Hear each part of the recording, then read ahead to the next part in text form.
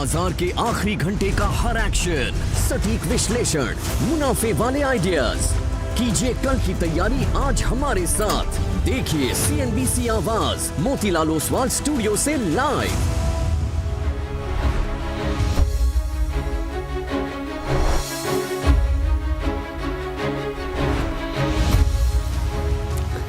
नमस्कार, CNBC आवाज़ Motilal Oswal studio में आप सभी का स्वागत है। भारतीय मार्केट्स के लिए एक और ख़राब दिन कहना होगा, जिस तरीके से मार्केट में आज प्रेशर है। देखिए आप, निफ्टी करीब 80 पॉइंट नीचे, 25,800 के नीचे हैं अब हम। बैंक निफ्टी में हम कल के लो के कंफर्टेबली नीचे हैं, अब 58,800 पर। और एक और चीज़, मिड कैप और स्मॉल कैप में वापस बड़ी वाली गिरावट लौटी है। खासतौर से स्मॉल कैप देखिए आप, 3/4% नीचे जिस तरीके से ये इंडेक्स आया है। और एडवांस डिक्लाइन आपकी स्क्रीन पर आएगा। 900 बढ़ने वाले शेयर, 2000 गिरने वाले शेयर। किसी भी तरीके से देखें, आज फिर मार्केट के लिए ख़राब दिन, और कहना होगा कि ये हफ्ता जो है मार्केट के लिए काफ़ी ख़राब रहा है। आप देख रहे हैं कमाई का अड्डा, शेयर और वीरू भी रहेंगे मेरे साथ। गुड आफ्टरनून आप दोनों को। Good afternoon. और शो की शुरुआत करेंगे हेडलाइंस के साथ।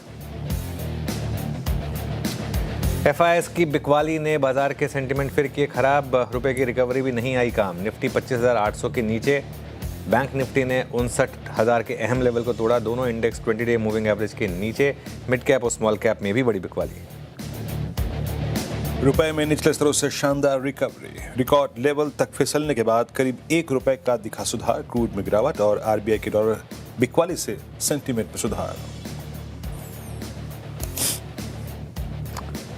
केमिकल, कंज्यूमर ड्यूरेबल और डिफेंस शेयरों में सबसे ज़्यादा गिरावट, करीब 1% फिसले तीनों सेक्टर इंडेक्स। साथ ही रियल्टी, कैपिटल गुड्स और NBFCs में भी दबाव, लेकिन सरकारी बैंकों में अच्छी खरीदारी, करीब 1.25% चढ़ा इंडेक्स। चुनिंदा मेटल और IT भी चले। आज के बिग स्टॉक्स, स्पॉटलाइट और ChatGPT का जलवा। फंड जुटाने की खबर से श्रीराम फाइनेंस लाइफ हाई पर पहुंचा। वहीं सिल्वर में रिकॉर्ड तेजी से हिंदुस्तान जिंक पर फिर चमका तेजी का रुख। उधर स्पॉटलाइट CG पावर मजबूत और ChatGPT blue star Tata consumer में भी रौनक कायम। मीशो में एक हफ्ते में पैसा डबल। UBS की बुलिश रिपोर्ट से शेयर में आज लगा 20% का अपर सर्किट। UBS ने खरीदारी की राय के साथ ₹220 के दिए लक्ष्य। कहा टियर 2 और टियर 3 सिटी से आएगी जोरदार ग्रोथ। और डिस्काउंट पर ब्लॉक डील से एक्सोनोबल करीब 13% टूटा। 13.25% इक्विटीज ने बदले हाथ। लार्ज स्टेट की वैल्यू 1900 करोड़ रुपए के आसपास। प्रमोटर इंपीरियल केमिकल की हिस्सा बिक्री की खबरें। उधर पॉलीकैब में भी ब्लॉक डील के बाद दबाव कायम।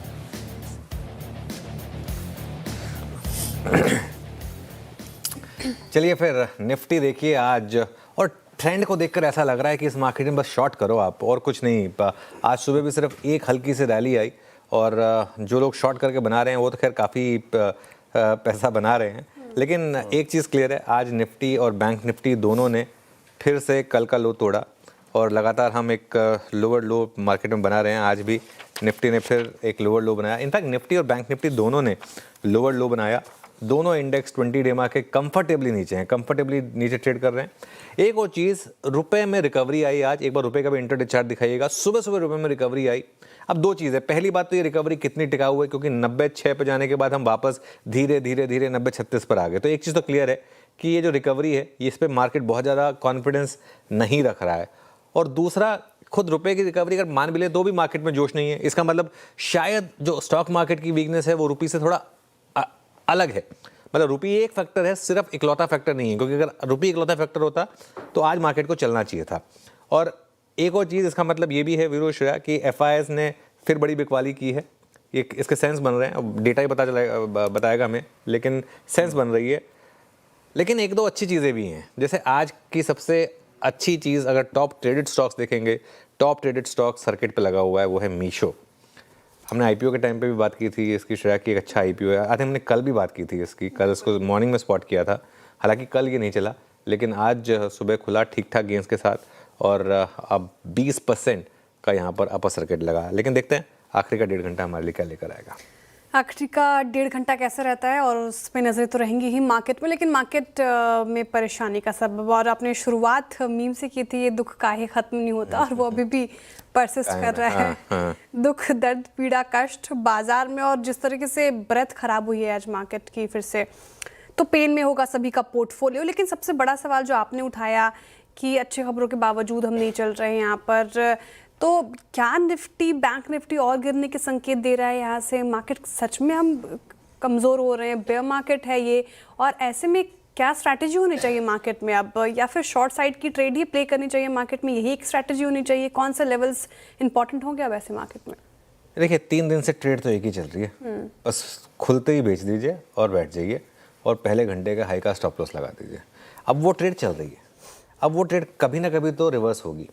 लेकिन अगर आपका टेक्सचर, मतलब अगर आपका टाइम होराइजन लंबा है, अगर आप 1 महीने का चार्ट देखेंगे फॉर एग्जांपल निफ्टी का, तो अभी भी हम एक रेंज में ही है। मैं ये बात इसलिए स्पेसिफिकली कहना चाहता हूँ कि हम रेंज के हाई तक गए थे श्रेया। 26,200 बहुत जल्दी लोग भूल जाते हैं। 26,200 पिछले हफ्ते ही आया था मार्केट में, और 26,200 पर कई लोग लॉन्ग करके फंस गए, आपको याद होगा, और वहाँ क्योंकि रिजेक्शन मिला बहुत बड़ा। अब ये भी हो सकता है कि 25,700 पर, यानी कि जो रेंज का लोअर हिस्सा है वो भी बच जाए। हो सकता है यहाँ पे एक शॉर्ट ट्रेड को रिजेक्शन मिल जाए, इसकी पॉसिबिलिटी रहेगी। सारी बात रिस्क रिवॉर्ड की है। हाँ, इंट्राडे में जरूर शॉर्ट ट्रेड काम कर रही है, लेकिन कैरी नहीं करना है इसको बेसिकली। और 25,700 ये लास्ट रिमेनिंग सपोर्ट है। अगर ये डिसाइसिवली ब्रेक हुआ तो मुझे लग रहा है कि फिर और शॉर्ट्स को दम मिलेगा, शायद और 300-400 पॉइंट नीचे खुलेंगे। लेकिन इस लेवल पर आप एक बार देखना चाहेंगे कि 25,700 बच रहा है या नहीं बच रहा है। जैसे अपर साइड पर 26,200 रिजेक्ट हो रहा था, ऐसे ही 25,700 बच रहा है या नहीं जा रहा है, बच रहा है। लेकिन मिड कैप जिस तरीके से वापस गिर रहे हैं ना, इससे मुझे थोड़ा सा एक लग रहा है कि थोड़ी सी वहाँ पर एक टेंशन है। हालांकि ऐसा नहीं है कि सब कुछ डाउन है, मीशो जैसे विनर्स भी हैं, और मीशो में आज अच्छे वॉल्यूम के साथ 20% का सर्किट भी लगा है। तो ऐसा नहीं, 18 करोड़ की वॉल्यूम है, 3600 करोड़ की आज यहाँ पर ट्रेडिंग हुई है, कोई मजाक नहीं है, जिसमें से कि ज़्यादातर टाइम तो ये स्टॉक सर्किट पे भी रहा है। निफ्टी पर 25,700 का सपोर्ट है, लेट्स वेट एंड वॉच कि 25,700 का सपोर्ट बच रहा है या नहीं बच रहा है, और 25,900 की रेजिस्टेंस है बेसिकली। बैंक निफ्टी की जहाँ तक बात है, बैंक निफ्टी पर करीब 58,500 पर आपका सपोर्ट है, और 59,200 यहाँ पर आपकी रेजिस्टेंस है। हम करीब 58,850 पर हैं। लेकिन ये मामला जो है ना, अब सपोर्ट रेजिस्टेंस से थोड़ा हटकर है, ये मामला सेंटीमेंट का है। सेंटीमेंट इस बाजार में काफ़ी ख़राब हो चुका है, और यही कारण है कि बस मार्केट में ट्रेड एक ही बची है, जहाँ रैली फेल हो वहाँ पर सेल करिए और एक स्टॉप लॉस लगा दीजिए। Very good afternoon. Stock specific क्या शानदार ट्रेड्स रही आज? गुड आफ्टरनून अनुज। आपने कहा ना सेंटीमेंट खराब है, मैं ये सोच रहा हूँ कि अगर ये निफ्टी PSU बैंक इंडेक्स नहीं होता तो हम कहाँ होते। और अभी तक अगर निफ्टी बैंक ने एक डिसाइसिव ब्रेकडाउन नहीं दिया है, स्टिल एट 58,850 वो निफ्टी PSU बैंक इंडेक्स। आज के स्टैट्स इंट्राडे अच्छे हैं। मैं PNB पे गौर फरमाऊंगा, लगभग 1.25% 1.25% ऊपर एक स्टॉक जो कि लोअर ट्रेजेक्टरी से बाहर निकल रहा है। अगर अब ये करीब 120 की ट्रेजेक्टरी पार कर गया तो याद रखिएगा it will be a crossover of 20-day exponential average. तो थोड़ा ध्यान दीजिएगा PNB पे और SBI दोनों पे। आज सुबह हम इसकी रिपोर्ट्स का उल्लेख भी कर रहे थे, बातचीत भी हुई थी, और SBI ऑलमोस्ट 3 दिसंबर यानी मोर और लेस इस सीरीज का हिट जो है वो हाई कर चुका है। तो SBI और PNB दोनों अगर आप देखें तो जो बैंकिंग PSU बैंकिंग स्टॉक से अच्छा कर रहे हैं। और जहां तक कोलैप्सिस का सवाल है, आपकी स्क्रीन पे एक स्टॉक लेके आऊंगा, जरा प्लीज एक बार रखिएगा। मझगांव डॉक 2366, ये अब अपने मल्टी मंथ यानी अप्रैल 2025 से लेकर अब तक की पूरी रेंज को वायलेट कर चुका है। डेलो पे आके ट्रेड करता हुआ कंप्लीट कोलैप्स है यहाँ पर। और एक स्टॉक और जहाँ पे काफ़ी बड़ा प्राइस डैमेज है, दैट्स चोला फाइनेंस। NBFCs के हाल ही के जो पेन शुरू हुए हैं उसमें first one is Chola finance 1684। ये अपने 50 डेमा को तोड़ता हुआ पोस्ट 15 सितंबर पहली बार, और जिस प्रकार की शॉर्टिंग और लॉन्ग अनवाइंडिंग इस काउंटर में हुई है, थोड़ा सा इसको आपको केयरफुली ट्रीट करना पड़ेगा, and specially if you are long on this stock. थोड़ा पेन नजर आता हुआ इस पर। पर अनुज, आज के इस PSU बैंक के डाइवर्जेंस को कैसे प्ले करें? आई मीन, ये डाइवर्जेंस क्या सस्टेनेबल है? क्या ये बहुत मीनिंगफुल है? क्या रीडिंग है इस PSU बैंक्स के प्राइस बिहेवियर की? बिल्कुल, देखिए PSU बैंक्स में मुझे लग रहा है कि आज शायद एक sort of algo trade play out हुई है, क्योंकि क्रूड का नीचे आना मतलब इन्फ्लेशन फिर आपके कंट्रोल में रहना, प्लस थोड़ा सा रुपये भी पॉजिटिव रहा, तो उस वजह से। प्लस अगर आप एक चीज़ नोटिस करेंगे, आपको याद होगा विरूप, निफ्टी PSU बैंक में हमने एक बड़ी रैली प्ले की थी, उसके बाद हमने एक प्रॉफिट बुकिंग का व्यू लिया था। करीब पिछले हफ्ते, आई थिंक वेंसडे या थर्सडे को एक प्रॉफिट बुकिंग का व्यू लिया गया था।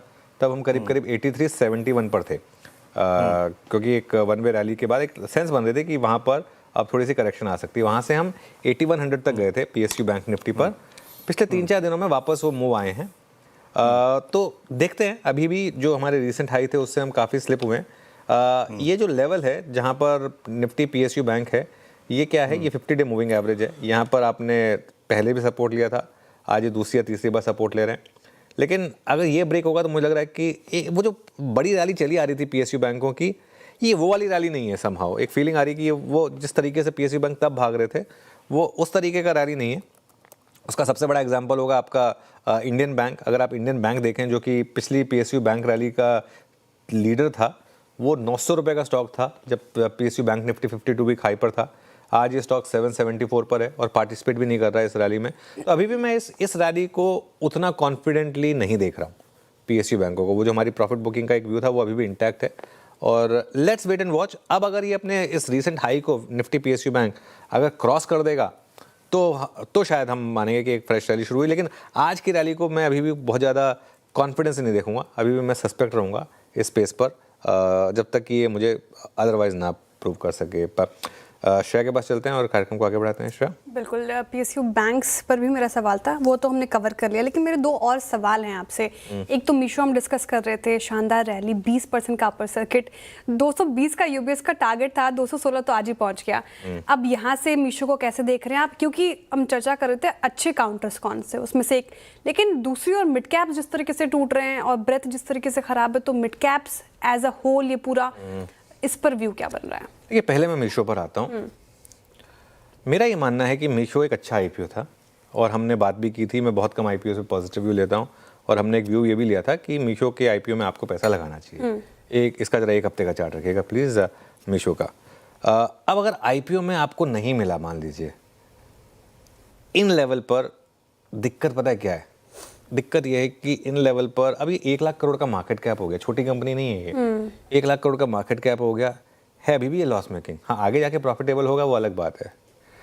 मुझे दिक्कत कहाँ से आती है, जब इस तरीके के शार्प मूव्स आते हैं ना। आपको याद होगा ग्रो में 3 दिन लगातार बैक टू बैक मूव्स आए थे, उसके बाद ग्रोथ 30% गिर गया वहाँ से। अब मैं ये नहीं कह रहा हूँ कि मीशो में भी ये हो जाएगा, लेकिन कहीं ना कहीं देखिए, अगर आपने आईपीओ में अलॉटमेंट मिल गई, अगर आप लेके बैठे हैं अच्छी बात है। लिस्टिंग पे भी अगर आपने ले लिया, चलिए फिर भी ठीक बात है।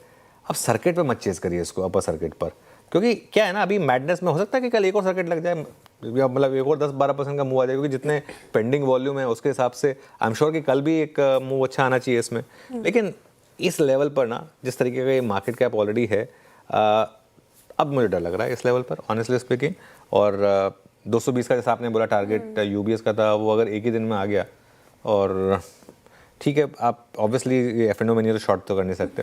आपको अगर शॉर्ट नहीं करना, वैसे भी करना भी नहीं चाहिए जब स्टॉक में इतना मोमेंटम हो। लेकिन फ्रेश बाइंग अगर आप कर रहे हैं तो इस नॉलेज के साथ करिएगा कि फिर वो आप उसमें कहीं ना कहीं एक तरीके का गैम्बल इन्वॉल्व है अगर इस तरीके पे यहाँ पर मूव आएगा तो। बाकी जहाँ तक आपने मिड कैप्स की बात की है, केस स्पेसिफिक है। आई थिंक ऐसा कुछ वो नहीं है कि अब आप देखें, मैं आपको 2 एग्जांपल देता हूँ। एक ही स्पेस में कैसे अलग अलग तरीके के मूव्स आ सकते हैं। आप अगर मूव्स देखें, फॉर एग्जांपल ये एस्ट्रल लगातार गिर रहा है। सुप्रीम इंडस्ट्रीज में 1-2 दिन रैली आ गई थी। आज कैनरा बैंक चल रहा है, लेकिन 1-2 पीएसयू बैंक्स जैसे इंडियन बैंक वो नहीं चल रहे हैं। मैक्स हेल्थ केयर काफ़ी डाउन है, लेकिन उसी स्पेस से 1-2 स्टॉक्स हैं जो चल रहे हैं। हिंदुस्तान जिंक आज ठीक ठाक गेंस दिखा रहा है आपको, लेकिन एक आध मेटल स्टॉक्स हैं जहाँ पर आज प्रॉफिट बुकिंग आ गई है। ऐसा ही आप एफएमसीजी में भी देखेंगे। तो ये मार्केट हाँ काफ़ी स्कैटर्ड है ये मूव्स जो हैं इस समय मार्केट में। तो इसमें कोई लेकिन ओवरऑल ट्रेंड डाउन है, बड़ा ट्रेंड डाउन साइड का इस समय, ये बात क्लियर है ब्रॉडर मार्केट में। ओके, ठीक है। तो फिलहाल ब्रॉडर मार्केट्स में बड़ा ट्रेंड डाउन साइड का, लेकिन रफ्तार के घोड़े और फिसड्डी स्टॉक्स भी डिस्कस कर लेते हैं सर। कौन कौन से स्टॉक्स आज लगा है कि रफ्तार के घोड़े में शामिल हुए हैं और फिसड्डी में कौन रहे हैं? देखिए, पहला स्टॉक तो नो ब्रेनर है, आई थिंक सबने गेस कर लिया होगा। रफ्तार का घोड़ा में सबसे पहले मीशो, शेयर में 20% का अपर सर्किट लगा और एक हफ्ते में स्टॉक जो है वो इशू प्राइस से डबल हुआ है। आईजीएल दूसरा स्टॉक है, पीएनजीआरबी के ऑर्डर के बाद यहाँ पर करीब 5% से ज़्यादा का उछाल आया है और टैरिफ घटेगा, इसकी वजह से इसमें एक इम्पैक्ट है। तीसरा एपीएल अपोलो है, यहाँ पर अगर आप देखें तो एफ&ओ के टॉप गेनर्स में ये स्टॉक, ये अच्छे मूव्स दिखा रहा है आपको। इसके अलावा श्रीराम फाइनेंस 19 दिसंबर को बोर्ड मीटिंग है यहाँ पर और एक बड़ा एक फॉरेन इन्वेस्टमेंट आने की पॉसिबिलिटी है। हालांकि ऊपरी लेवल पे ये स्टॉक टिक नहीं पाता है। फिसड्डी स्टॉक्स में मैक्स हेल्थ केयर है, क्योंकि यहाँ पर अगर आप देखें हेल्थ केयर स्टॉक्स में प्रॉफिट बुकिंग है और एफ&ओ के टॉप लूजर है मैक्स हेल्थ केयर। पॉलीकैब, ये ब्लॉक डील के बाद इस शेयर में लगातार एक दबाव आपने को देखने को मिला। अभी भी ये स्टॉक करीब करीब 3.5% नीचे है। और एक्सो इंडिया अगर आप देखें तो ब्लॉक डील के बाद से फिसला है और शेयर में करीब करीब 13% की गिरावट आई है। तो इस वजह से ये आज के कुछ फीसदी स्टॉक्स। ओके, तो फीसदी स्टॉक्स 2 काउंटर शुमार थे और रफ्ता के घोड़े में 3-4 स्टॉक्स जहाँ पर अच्छी तेजी बनती हुई नजर आई। चलिए अब ट्रेंडिंग स्टॉक्स भी साथ साथ ले लेते हैं, क्योंकि मार्केट थोड़ा डाउन है तो ऑब्वियसली जहाँ पर सबसे ज़्यादा डेंट पड़ा है वो स्टॉक्स कवर करते हैं।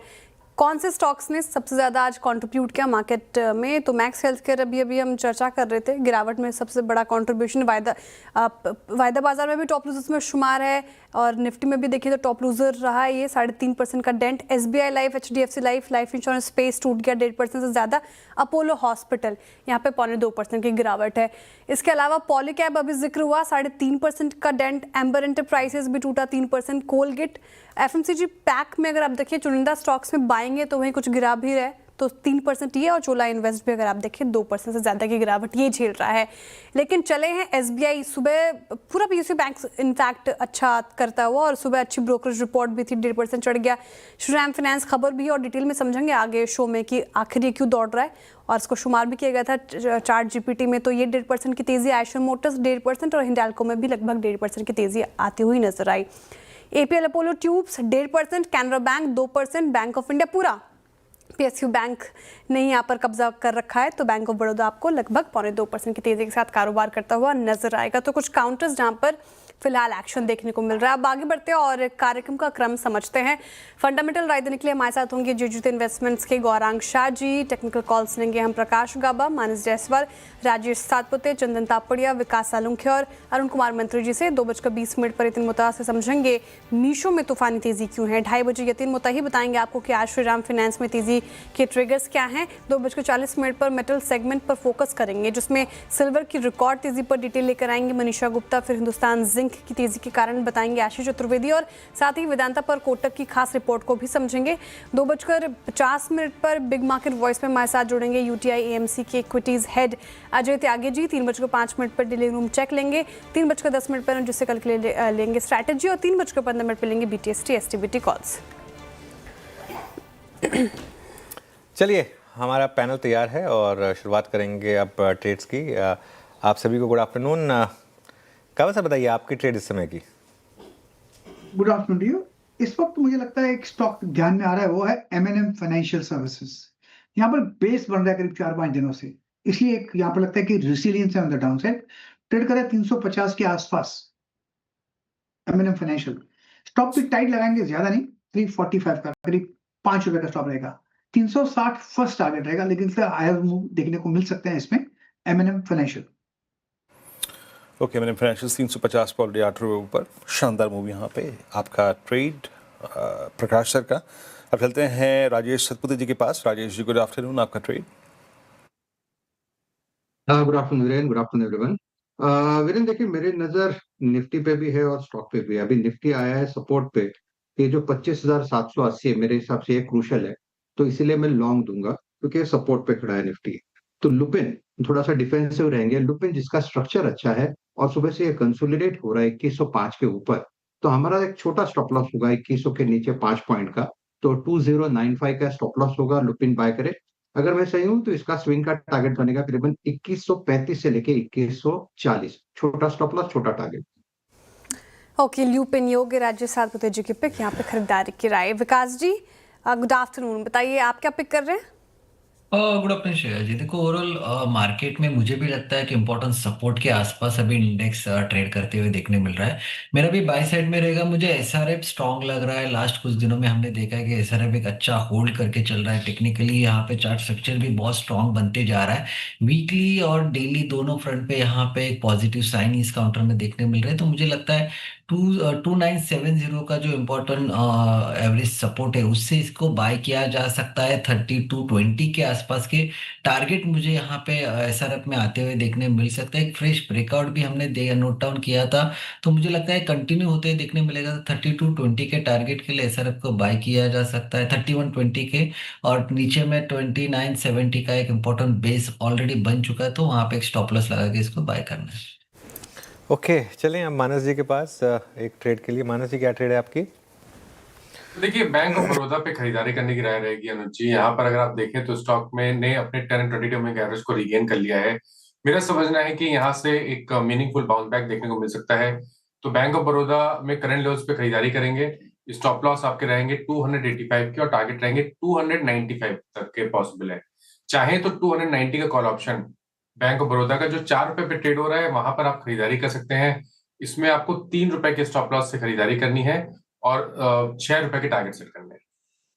ओके, दिसंबर में बैंक ऑफ बड़ौदा की कॉल 290 की strike, bank of Baroda futures long. Arun Kumar मंत्री जी के पास चलते हैं। अरुण जी, आपका trade? Virendra ji good afternoon. Virendra ji मुझे लग रहा है ऑटो स्टॉक्स में एक मोमेंटम है, कुछ कुछ ऑटो स्टॉक्स में अच्छी बाइंग भी देखने को मिल रही है, तो आयशर मोटर्स में खरीदारी की सलाह रहेगी। 7155 के आसपास चल रहा है, 20 डे मूविंग एवरेज को वापस रिक्लेम किया है, तो इसी लेवल के आसपास बाई करें। 7090 का छोटा स्टॉप लॉस लगाए। 7245 तक के टारगेट्स इसमें देखने को मिल सकते हैं, तो as a positional trade Eicher motor को लेके जा सकते हैं। Okay, positional point of view से आयशर मोटर्स अरुण कुमार मंत्री जी के पिक हो गए यहाँ पे खरीदारी की राय, और स्टॉक अच्छा करता हुआ 1.5%। अब टेक्निकल कॉल्स पूरे हो गए, रिकैप आपके लिए लेकर आते हैं। गाबासर ने महिंद्रा एंड महिंद्रा फाइनेंशियल चुना है, 360 के टारगेट देख रहे हैं वो, 345 का स्टॉप लॉस, खरीदारी की राय है। राजेश सातपुते जी को Lupin as a defensive play सही लग रहा है, और 2140 तक के टारगेट राजेश जी देख रहे हैं। 2095 का स्टॉप लॉस लगाइएगा। विकास जी कह रहे हैं एसआरएफ यहाँ से और अच्छा कर सकता है, तो यहाँ पर खरीदारी की राय उनकी तरफ से। टारगेट अब 3220 के और 2970 का आपको स्टॉप लॉस लगाना है।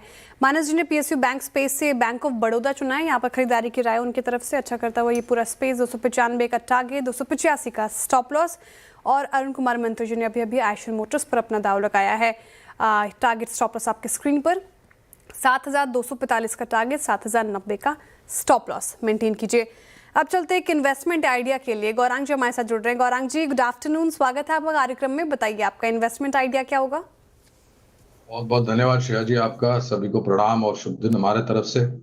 एक छोटा डिस्क्लोमर दे देते हैं पहले ही कि जो भी निवेश लायक रणनीति आज दोपहर इस कार्यक्रम में रखेंगे, ये हमारी रिसर्च टीम की तरफ से बुनियादी तरह के आधार पर लंबी अवधि के लिए है।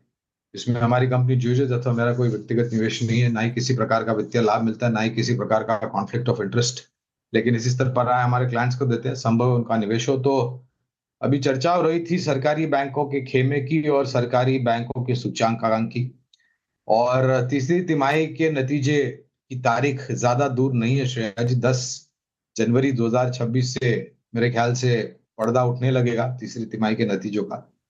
उसको और आने वाली तिमाहियों को नजर में रखते हुए सरकारी बैंकों की सूची में से एक बैंक जो मेरे ख्याल से अपने सर्वोच्चम शिखर के आसपास कामकाज कर रहा है वो है बैंक ऑफ बड़ौदा। यहाँ पर लंबी अवधि के लिए निवेश की राय है, इस स्तर से शुरुआत कीजिए और गिरावट पर जोड़ते जाए। ओके, बैंक ऑफ बड़ौदा यहाँ पर गिरावट में जोड़ते जाएं। एक बार सम्मान कैपिटल लेकर आइए।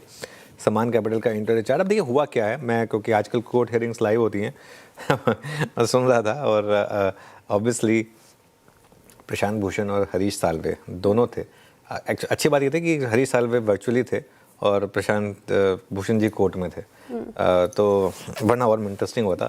खैर एनीवे, स्टॉक कोलैप्स हो रहा है इस समय। असीम के पास चलते हैं। असीम भी वो पूरी डिस्कशन ऑब्वियसली सुन रहे थे और उन्होंने फ्लैशेस भी भेजे थे। तो असीम, क्या कहा एग्जैक्टली कोर्ट ने और क्या अपडेट्स हैं? देखिए, सम्मान कैपिटल के अंदर जो वित्तीय गड़बड़ियां हैं उसकी जांच करने की एसआईटी से एक मांग की गई थी। ये याचिका सिटीजन को विस्टल ब्लोअर ने की थी, तो उसको लेकर के पिछली बार जब इस मामले की सुप्रीम कोर्ट में सुनवाई हुई तो सुप्रीम कोर्ट ने जो जांच एजेंसियां हैं उनको फटकार लगाई थी। कहा था कि वो एक फ्रेंडली मैच खेल रही हैं, उस पूरे मामले की जांच की जानी चाहिए। सीबीआई और जो इकोनॉमिक ऑफेंस विंग है वो इस मामले की जांच करे। 4 हफ्तों के अंदर एक एफिडेविट उनको फाइल करने के लिए कहा था। तो आज जब इस मामले की तो सीबीआई ने कहा कि उन्होंने इस मामले में जितने भी इससे जुड़े दस्तावेज है वो उनको मिल गए हैं और उसके दस्तावेजों की जांच अभी फिलहाल चल रही है, और जांच करने के बाद वो उसके ऊपर आगे की कार्रवाई करेंगे। तो दूसरी तरफ जो इकोनॉमिक ऑफेंस विंग है उसने ऑलरेडी इसके मामले के अंदर एक दिल्ली पुलिस के ने ऑलरेडी एक एफआईआर इसके अंदर दर्ज कर ली और उस पूरे मामले की जांच करेगा। तो सुप्रीम कोर्ट ने अब निर्देश दिए सीबीआई को कि आप अगले 1 हफ्ते के अंदर इस पूरे मामले की जांच कीजिए, जो दस्तावेज आए आपके पास आए हैं, और अपना स्टेटस रिपोर्ट हमें दाखिल 1 हफ्ते के अंदर कर दीजिए। तो अब सुप्रीम कोर्ट इस पूरे मामले की सुनवाई जनवरी महीने के अंदर करेगा। ऑलराइट, बिल्कुल जनवरी महीने में इस केस की अब सुनवाई होगी, तो जनवरी तक एक अनसर्टेनिटी बन गई है बेसिकली। तो ये हो गया पूरा का पूरा मामला यहाँ पर। अच्छा गौरांग जी, हमारी बात हुई थी इस टॉपिक पर, मुझे याद है आपने कहा था कि सिर्फ नाम बदलने से कर्म नहीं बदल जाएंगे। खैर एनीवे, अब कोई व्यू इस स्टॉक पर अपने हाई से काफ़ी करेक्ट हो चुका है, ऑलमोस्ट डील के प्राइस पर भी आ चुका है। यहाँ पर कोई व्यू होगा आपका? देखिए, मैं पहले तो अनुज भाई, इंडिया बुल्स नामक कंपनी हुआ करती थी ये, अब नामकरण नए तरीके से किया गया इसका कुछ समय पहले, सम्मान कैपिटल। और जिस प्रकार से गड़बड़ियां सामने आई हैं और गड़बड़ी की तहकीकात सर्वोच्च न्यायालय में आदेश के अनुसार जनवरी के महीने में भी शुरू रहेगी, अनिश्चितता का वातावरण है। एक समय पर कवरेज हुआ करती थी, लेकिन अब हमने काफी सालों पहले वो कवरेज निकाल दी है। फिलहाल तो मेरे ख्याल से कवरेज नहीं, इसलिए विशेष रूप में टिप्पणी नहीं करूंगा। अनुज भाई, कोर्ट कचहरी का जब मामला आता है और वित्तीय परिस्थिति में गड़बड़ी का मामला सामने आता है और इतिहास जब आपके समक्ष हो, तो उस परिस्थिति में मेरे ख्याल से आपको खतरों के खिलाड़ी बनना नहीं चाहिए। और भी सक्षम और मजबूत कंपनियां हैं जहां पर आप निवेश कर सकते हो। उदाहरण के तौर पर हमारी खरीदारी की राय L&T फाइनेंस, MLM फाइनेंस की जिक्र अभी मेरे ख्याल से हमारे बहुत ही प्रिय मित्र गाबा साहब कर रहे थे। बजाज फाइनेंस है, श्रीराम फाइनेंस का जिक्र मैंने पिछले 2-3 हफ्तों में कई बार किया है हमारे चैनल CNBC आवाज पर। तो यहां पर जाकर के निवेश कीजिए ना, अपनी पूंजी को खतरों में क्यों डालना है? बिल्कुल, अपनी पूंजी को क्यों खतरों में डालना है। और मैं आपको बताऊं श्रेया, ये जब न्यूज़ आई थी तब हमने बात की थी इसकी। मैंने एक साफ बात कही थी कि मन्नापुरम जैसे री रेटिंग की एक्सपेक्टेशन मत करें। बहुत लोगों ने कहा था कि जैसे मन्नापुरम की री रेटिंग हुई थी ना, वैसी री रेटिंग होगी। मन्नापुरम के केस में बेन नाम का एक बहुत ही सदा हुआ इन्वेस्टर आया था जी। और दूसरी बात, एक और चीज़ जो हमने डिस्कस की थी, इस स्टॉक में रिटेल पैसा नहीं बना पाएगा। ये रिटेल के लिए है ही नहीं, स्टॉक नहीं बना पाएगा। अगर आपने इंडिया बुल्स के टाइम से सबक नहीं लिया, दोबारा अगर आपको चपत लग गई तो ये फिर एक और लेसन होगा। मतलब एक कंपनी जो ऑलरेडी आपका पैसा डिस्ट्रॉय कर चुकी है, उसी से आप अगर दोबारा अपना पैसा डिस्ट्रॉय करवाना चाहते हैं तो अब उसमें बियॉन्ड ए पॉइंट कोई क्या ही करेगा, ठीक है ना। और याद होगा आपको उस दिन भी जब न्यूज़ आई थी, उसके बाद 1-2 फ्रेंडली इंटरव्यूज़ किए थे मैनेजमेंट ने, और उसके बाद बस वो उसके बाद गायब हो गए। उससे पहले 2 साल तक गायब रहे। उस दिन डील के बाद अपनी चॉइस के 2-3 प्लेटफॉर्म पर जाकर उन्होंने फ्रेंडली इंटरव्यू दिया और उसके बाद फिर गायब हो गए। तो ठीक है, वो अपने आप ऐसी चीज़ों में अगर आप सीखेंगे जिन मतलब जहाँ पर ना उनसे कोई टफ सवाल पूछे गए, ना उनसे कुछ डील के लॉजिक पूछे गए, सिर्फ एक प्लेटफॉर्म दे दिया गया कि अपनी डील को बढ़ा चढ़ा कर बताने का, तो ठीक है, फिर अब उसके बाद फिर ऐसे ही होगा स्टॉक में। खैर एनीवे, ये तो हो गई बात सम्मान कैपिटल की। अब मार्केट में एक बार आते हैं वापस, एक बार फिर थोड़ी सी एक रिकवरी की कोशिश हुई थी अभी देखिए, और लोअर लेवल से, लेकिन फिर 779 के लो से रिकवरी आई, करीब 820 तक गए, वहाँ से फिर फिसल रहे हैं। तो लेट्स वेट एंड वॉच कि यहाँ पर इसमें क्या होगा। एक बार लेकर आइए आप जरा वापस ये EMS स्टॉक्स, खास तौर से अंबर एंटरप्राइजेस और डिक्सन टेक, दोनों में गिरावट इस समय आपको दिखाई देगी। इन पर एक व्यू ले लेते हैं। गौरांग जी, अंबर पर क्या व्यू होगा इस समय स्पेसिफिकली? तो मेरे ख्याल से एक समय पर कवरेज थी, अभी तो नहीं है, लेकिन ये क्षेत्र पसंद आता है अनुज भाई। हमने पहले भी चर्चा की थी, जब वो पूरा एक के बाद एक हर दूसरे दिन पहले शुरू हुआ था मेरे ख्याल से केन्स टेक्नोलॉजी को लेकर के, फिर डिक्सन को लेकर के, फिर पीजी इलेक्ट्रोप्लास्ट को लेकर के, और मैंने ये भी कहा था कि चले भी काफी हैं पिछले साल 1.5 साल में। क्षेत्र पसंद आता है, 2 कंपनी पर खरीदारी की राय है। और मैं एक वक्तव्य सुन रहा था किसी का EMS सेगमेंट सेक्टर को लेकर के, तो बहुत बड़ी अपॉर्चुनिटी भारत के सामने, और जिस गति से भारत देश EMS क्षेत्र में आगे बढ़ रहा है अनुज भाई, मेरे ख्याल से अगर आपका नजरिया 2, 2.5, 3 साल का है, तो यहाँ से एक बेहतरीन आउट परफॉर्मेंस आपको EMS सेक्टर में से होता हुआ नजर आता है। जो पसंद की हमारी है अनुज भाई, पीजी इलेक्ट्रोप्लास्ट और CG पावर, और एक अच्छा आउट परफॉर्मेंस होता हुआ नजर आएगा। ओके, CG पावर स्पेस से ये ठीक लग रहा है। और फ्लैट फिलहाल। लेकिन एक काउंटर जिसका जिक्र हम लगातार कर रहे हैं आज सुबह से ही, इनफैक्ट कल से भी हम इस पर बातचीत कर रहे हैं, लेकिन एक बार फिर से रखिएगा मीशो और 20% का अपर सर्किट आज के सत्र में, जबकि बाजार का माहौल थोड़ा कमज़ोर है। लेकिन हुआ क्या है मीशो में जो इस तरीके से तेज़ी देखने को मिली, आज का हीरो ऑफ द डे एक बार डिटेल में समझते हैं यतिन जी से। यतिन जी गुड आफ्टरनून। मीशो में 20% का अपर सर्किट क्या हो गया? बिल्कुल, मीशो एफआईज बोल रहे हैं शेयर को खींचो। तो थोड़े दिनों पहले ही फिडेलिटी का एक डिस्क्लोजर आया था जहां इन्होंने अपनी हिस्सेदारी बढ़ाई थी, और आज एक इनिशिएटिंग कवरेज आई यूबीएस की जहां ये फर्दर अपसाइड एक्सपेक्ट कर रहे हैं। इनफैक्ट यूबीएस का जो टारगेट था वो 220 रुपये प्रति शेयर था और स्टॉक उसके आसपास ही आ गया है। तो कहीं ना कहीं ये रिपोर्ट के बाद एक बड़ा मोमेंटम बना है, और यूबीएस को लगता है कि जिस तरीके से कंपनी ऑर्डर प्रोसेस कर रही है, जिस तरीके से वहाँ ग्रोथ दिखेगी, कहीं ना कहीं यहाँ मोमेंटम बरकरार रहेगा। इनफैक्ट आईपीओ के दाम से शेयर में आपको लगभग 35% तक का उछाल देखने को मिल रहा है, और आईपीओ प्राइस से लगभग डबल है, 95% है, लेकिन ऐसे ही पकड़िए आपके शेयर का दाम डबल है। और जिस हिसाब से कंपनी की टारगेट एड्रेसेबल मार्केट है, जिस तरीके से कंपनी की अर्निंग्स ग्रोथ आगे दिख रही है, प्रॉफिटेबिलिटी की तरफ जा रही है कंपनी। इनफैक्ट एनालिस्ट को लगता है कि आगे जाके जो एसेट लाइट मॉडल है और जिस तरीके से ऑर्डर इनटेक्स डबल होंगे, कहीं ना कहीं इससे ऑपरेटिंग लेवरेज का बेनिफिट मिलेगा, कैश पॉजिटिव रहेगी कंपनी, और आगे जाके जो इनकी जो टोटल एनएमवी है यहाँ 30% की ग्रोथ का अनुमान है। अगले 5 साल का CAGR यूबीएस ये मान के चल रहा है। तो कहीं ना कहीं ऑर्डर फ्रीक्वेंसी की बढ़त और मार्जिन्स में अपटिक के वजह से यूबीएस को पसंद आ रहा है मीशो का शेयर। जी हाँ, तो मीशो की पसंदीदा इस वक्त है यूबीएस की, माफ़ कीजिएगा, मीशो लगभग 216 पे रेट करता हुआ अपर फ्रीज। अच्छा यतिन, बहुत बहुत शुक्रिया आपका। मीशो पे बात हुई है बहुत, और अभी हमने एडिडास स्टेक में बात भी करी मीशो पर, और एक हल्का सा स्लाइट लग रहा है, आप देखें तो रिस्क रिवॉर्ड इशू ख्याल रखिएगा, जैसा अनुज कह भी रहे थे। इस बीच निफ्टी जो कि 25,800 की ट्रैजेक्टरी को रीगेन करने की कोशिश कर रहा था, वो अटैम्प्ट अभी तक फेलियर हुआ साबित। लेकिन मैं मेटल्स पे आऊँगा। देखिए हिंदुस्तान जिंक तो था ही स्ट्रॉन्ग, हालांकि ऊपर से थोड़ा रिट्रेस हुआ है, लेकिन अब कल वेदांता की स्टोरी जो एक बार आ ही चुकी है, उसके बाद मेटल्स की दूसरी लाइंस को देखिए आप। नाल्को आज 280 पर अपने करियर हाई पे ट्रेड करता हुआ, फिर आप देखिए हिंडाल्को 1% ऊपर, ये भी एक बहुत ही क्लासिकल जिसे कहते हैं राउंडिंग बॉटम के ब्रेकआउट की तैयारी करता हुआ। अरुण, अगर आपसे कहा जाए नाल्को या फिर हिंडाल्को में से एक पोजिशनल ट्रेड पिक करना है, कंसिडरिंग मेटल स्ट्रेंथ और मेटल के मोमेंटम को, आप इस वक्त एक बेहतरीन रिस्क रिवॉर्ड रेशो के लिए किसको चेस करेंगे? चार्ट के लिए दोनों अच्छे हैं, हालांकि थोड़ा सा हिंडाल्को में अभी तक वो अक्टूबर के स्विंग हाई पार नहीं हुए, बट बेस्ट चॉइस क्या है मेटल में इस वक्त? वीरेंद्र जी, दोनों को कंपेयर करते हैं तो नेशनल एल्यूमिनियम में अभी भी नेगेटिव डाइवर्जेंस है, कुछ ना कुछ जरूर स्टॉक ऊपर गया है, पर आरएसआई में वो मोमेंटम देखने को मिला नहीं है। इसलिए अगर दोनों में कंपैरिजन करते हैं तो मुझे लग रहा है हिंडाल्को एक ज्यादा बेटर पिक रहेगा। इनफैक्ट ब्रेकआउट देने के बाद ब्रेकआउट को रीटेस्ट भी किया है, तो दोनों में कंपैरिजन करते हैं तो हिंडाल्को मुझे लग रहा है यहाँ से काफी अच्छा रिस्क रिवॉर्ड दिखा सकता है। इनफैक्ट 890 तक के टारगेट्स इसमें खुल सकते हैं, तो अगर लेना चाहे तो हिंडाल्को को लेके चले, 838 का स्टॉप लॉस लगा ले, 890 तक के टारगेट्स इसमें देखने को मिल सकते। चलिए अब बात करते हैं एक बड़े स्टॉक की। जी हाँ, निफ्टी का स्टॉक श्रीराम फाइनेंस। एफपीआई के रिकॉर्ड बिकवाली के बीच फाइनेंशियल सेक्टर में एक बड़े विदेशी निवेश की तैयारी हो रही है। जी हाँ, श्रीराम फाइनेंस की 19 दिसंबर को अहम बोर्ड बैठक है।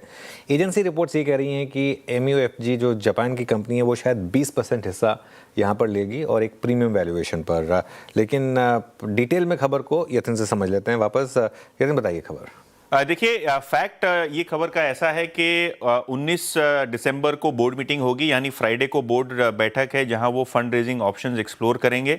ऑब्वियसली इसका बैकग्राउंड अगर हम देखें तो कंपनी ने 2-3 बार ये खंडन किया है कि वो कोई स्टेक सेल नहीं करने वाले हैं, लेकिन हाँ ये एक सच्चाई है कि 19 दिसंबर को इक्विटी फंड रेज होने वाला है वेरियस ऑप्शंस के जरिए। अगर हम न्यूज़ रिपोर्ट्स की बात करें और उनको बिलीव करें तो ब्लूमबर्ग हो चाहे इकोनॉमिक टाइम्स हो, उन्होंने रिपोर्ट किया है कि MUFG जो एक जापान की बड़ी फाइनेंशियल कॉन्ग्लोमरेट है, ये एक बड़ा हिस्सा श्रीराम फाइनेंस पे खरीद सकते हैं। लगभग मित्सुबिशी नई तो 20% हिस्सेदारी खरीदने की बात हो रही है, जिसकी कुल वैल्यू लगभग $3 बिलियन के ऊपर होगी। यानी कहीं ना कहीं अगर हम देखें तो 25 से 27 हज़ार करोड़ का इन्फ्यूजन श्रीराम फाइनेंस में हो सकता है, और कहीं ना कहीं इससे कॉस्ट ऑफ फंड्स घटेगा, क्रेडिट रेटिंग में एक अपग्रेड देखने को मिलेगा, और वैल्यूएशन के लिहाज से श्रीराम फाइनेंस ने अच्छा ही किया है। स्टॉक में रनअप जरूर देखने को मिला है, लेकिन अभी भी अगर हम देखें तो stock 2.2 times price to book trade कर रहा है। इसके बावजूद के 6 महीने में कंपनी ने लगभग 30% का रिटर्न दिया है। इसका नियरेस्ट पीयर चोला, जो व्हीकल फाइनेंसिंग में एक बड़ा नाम है, इनकी प्राइस टू बुक वैल्यू लगभग 4 टाइम्स है। तो कहीं ना कहीं उसके मुकाबले श्रीराम फाइनेंस आपको सस्ता लगता होगा और 2.2 times price to book NBFC frontline के लिए काफ़ी डिसेंट माना जाएगा। तो देखते हैं किस तरीके से ये कौन से प्राइस पे ये ट्रांजैक्शन फुलफिल होता है। लेकिन हाँ, बोर्ड मीटिंग जो है फ्राइडे को, तभी पता चलेगा एग्जैक्टली क्या है ये डील का स्ट्रक्चर। बिल्कुल, शुक्रिया यतिन। तो ये इस समय श्रीराम फाइनेंस, इसमें श्रेया जो मेरा व्यू है ये हो सकता है कि एक बार के लिए जैसे मनापुरम में हुआ था उस दिन प्रॉफिट बुकिंग आ जाए, क्योंकि हर कोई ये मान के चल रहा है कि ये डील आएगी। लेकिन अगर वाकई में एनयूएफजी आ रहा है और अगर वाकई में 20% का प्राइमरी इशुएंस है, इन दैट केस में री रेटिंग हो जाएगी, क्योंकि 2.2 टाइम्स प्राइस टू बुक जैसा यतिन ने बोला ये काफ़ी अट्रैक्टिव है। लेकिन वो डिपेंड करेगा अब आप 19 तारीख के लिए प्ले कर रहे हैं या आपका नज़रिया 6 महीने के करीब का है। अगर आप 19 तारीख के लिए प्ले कर रहे हो तो स्टॉक ऑलरेडी भाग चुका है। अब वो 10% का प्रीमियम आएगा या करंट प्राइस पर ही आएगा, ये किसी के लिए भी कहना टफ है। लेकिन जो भी प्राइस पर आएगा, एक बार के लिए अगर गैप अप हुआ भी 19 के बाद, तो उसमें थोड़ी सी प्रॉफिट बुकिंग का रिस्क रहेगा, क्योंकि स्टॉक चल चुका है। 3 महीने में करीब 38% के करीब भागा है। तो वो कहीं ना कहीं मार्केट इस चीज़ को प्राइस इन कर रहा है। लेकिन अगर वाकई में एक बड़ा नाम और एक प्रीमियम पर अगर प्राइमरी इशुएंस के थ्रू पैसा डालेगा, ग्रोथ कैपिटल, और एक और चीज़ समझिए, ये उस स्पेस में है जहाँ टेलविंड है।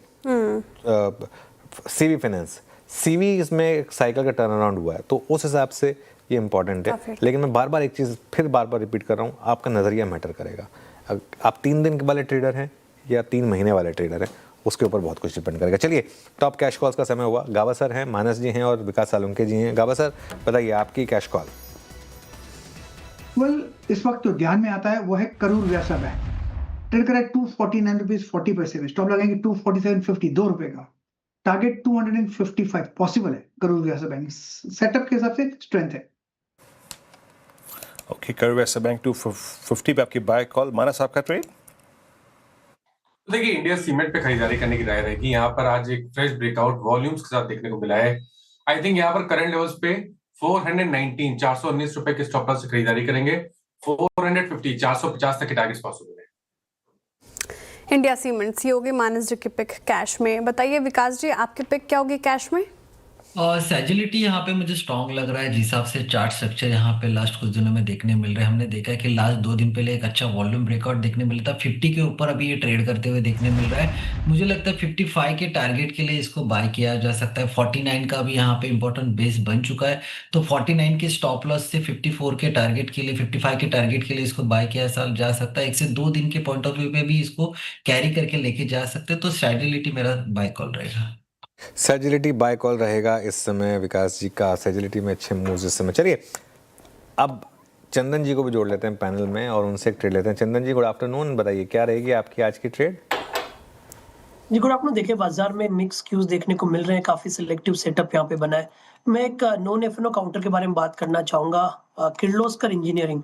इसमें काफी अच्छा मूव देखने को मिल रहा है और अच्छी बात यह कि बड़े वॉल्यूम्स के साथ यहाँ पे पॉजिटिव प्राइस सेटअप बने हैं, तो यहाँ पे खरीदारी की सलाह रहेगी। मौजूदा लेवल से देखें तो 1235 के आसपास के सपोर्ट रहेंगे और ऊपर में लगभग 1310 तक के टारगेट यहाँ पे बढ़ने चाहिए। ये है इस वक्त चंदन जी की कॉल। अच्छा, थोड़ी सी स्कैनिंग और करते हैं। Nifty somehow I think somehow अब फर्स्ट मतलब वीकली कॉन्ट्रैक्ट के फर्स्ट डे थोड़ा 25,800 पे अपने आप को स्थिर करने की कोशिश कर रहा है और निफ्टी बैंक एक बार फिर से 58,900 के ऊपर आके ट्रेड करता हुआ। अब मैं एक बार लेके आऊँगा वो स्टॉक्स जो कि थोड़ा सा सिंक हुए हैं अब और मैंने जिक्र किया था अपने शुरुआती स्टॉक्स में मज़गांव डॉक का। डिफेंस में एक मेजर क्रैक है। अगर आप प्राइस डैमेज डेरिवेटिव्स में along with long unwinding read करें दिसंबर का अब तक 17 इन सेशंस में, तो डिफेंस उसमें से सबसे बड़ा है। ये एक बार जरा प्लीज़ चार्टिकली राजेश सतपुते जी जरा देखिएगा भारत डायनेमिक्स। एक हो गया था BDL, उसके बाद भारत डायनेमिक्स। आपने पूरे CY25 के सेकेंड हाफ की रेंज को ब्रीच कर दिया। आपने लगभग अगस्त, सितंबर, अक्टूबर, नवंबर, दिसंबर की रेंज को ब्रीच कर दिया। ये स्टॉक जा कहाँ रहा है? जिस प्रकार का वाई शफल हुआ है यहाँ पर, आपका टेक क्या है? नेक्स्ट टारगेट्स क्या है आपके इस स्टॉक पे शॉर्ट साइड पे? जी देखिए, भारत डायनामिक्स अगर आप डेली चार्ट देखो तो एक फ्लैग फॉर्मेशन ब्रेकडाउन या पेनेंट फॉर्मेशन का ब्रेकडाउन दिखता है। अगर आप वीकली देखें तो कंसोलिडेशन ब्रेकडाउन। तो नेट नेट ये है कि इसका जो ट्रेंड है वो वीक हो चुका है। तो कहाँ तक जाएगा? मुझे लगता है अगर आप चार्ट भी देखें तो पोजिशनली मुझे लगता है कि ये 1220 1200 तक का टारगेट यहाँ पे अनफोल्ड हुआ है। अभी प्रोबेबली थोड़ा सा इसके लिए वक्त लगेगा, लेकिन अगर पोजीशन शॉर्ट साइड की बनी है तो स्टॉप लॉस वो 1370 के ऊपर चला जाएगा।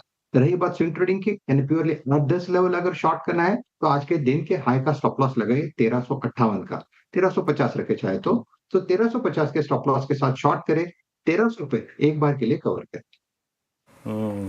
बाहर डायनामिक्स देखिए, मैं यहाँ पे दो डिफरेंट स्टॉक्स का जिक्र एक साथ इसलिए किया क्योंकि अब तक दिसंबर का सबसे बड़ा प्राइस डैमेज दो स्पेस में है, रियलिटी और आपका एक हो गया डिफेंस। बट इन आइसोलेशन देखिए, मैं इन आइसोलेशन शब्द का इस्तेमाल इसलिए कर रहा हूँ क्योंकि अभी तक निफ्टी एफएमसीजी में इंडेक्स वाइज रिवर्सल के बहुत चांसेस नहीं नजर आ रहे। कल एक इंट्राडे स्पाइक था बहुत बड़ा, बट इंडिविजुअली आप एक कुछ काउंटर्स को देखिए जो कि अच्छा कर रहे हैं। जरा प्लीज़ थोड़ी सी स्कैनिंग करते हैं निफ्टी एफएमसीजी की, डायरेक्टर साहब रखिएगा स्क्रीन पे, और वहाँ देखिए आप ब्रिटानिया आज 0.5% ऊपर, और प्लीज़ इसका ओआई रखिए। प्राइस वाइज आज का पूरा दिन इसने ट्रेड किया कल की हायर शेडो में, यानी कल जहाँ नहीं ब्रिटानिया कल जहाँ नहीं ट्रेड कर पाया था वहाँ ट्रेड कर रहा है। मानस ब्रिटानिया कुछ तो थोड़ा सा ये ट्रेडर्स को टोज पे रख रहा है, अच्छे जोन्स पे, हायर क्लस्टर्स पे, कल की हायर शेडो पे। कोई स्विंग बेस्ड ट्रेड पॉसिबल है यहाँ पर क्या ब्रिटानिया में? जी, तो देखिए डिस्क्लोजर है कि इस पे हमने अपने क्लाइंट्स को एक पोजीशन रिकमेंडेशन दिया हुआ है, क्योंकि जिस तरह का ब्रेकआउट हमने 2 दिन पहले देखा था उसके हिसाब से अगर एक टारगेट सेट करें तो वो 60 to 50 तक के आते हैं, 6250 तक के आते हैं। आई थिंक यहाँ पर अभी भी एक ट्रेड लिया जा सकता है और उसको ऑप्शन के थ्रू लेना आई थिंक बेहतर रहेगा। जो 6100 का कॉल ऑप्शन है 86 रुपीज पे ट्रेड हो रहा है, उसमें आप एक ट्रेड ले सकते हैं, वहां पर खरीदारी करिए, 60 रुपए के नीचे स्टॉप लॉस लगाइए, ये एक पोजिशन ट्रेड होगा। आई थिंक ब्रिटानिया में इस ऑप्शन में आपको 150 रुपए तक के प्राइस देखने को मिल सकते हैं। ओके, चलिए ब्रिटानिया ये इस समय आपके लिए एक व्यू रहेगा। एक छोटा सा ब्रेक लेते हैं, इसके बाद वापस लौटेंगे। मार्केट फिर 25,800 के तरफ गया लेकिन टिक नहीं पा रहा है। ब्रेक लेके लौटते हैं।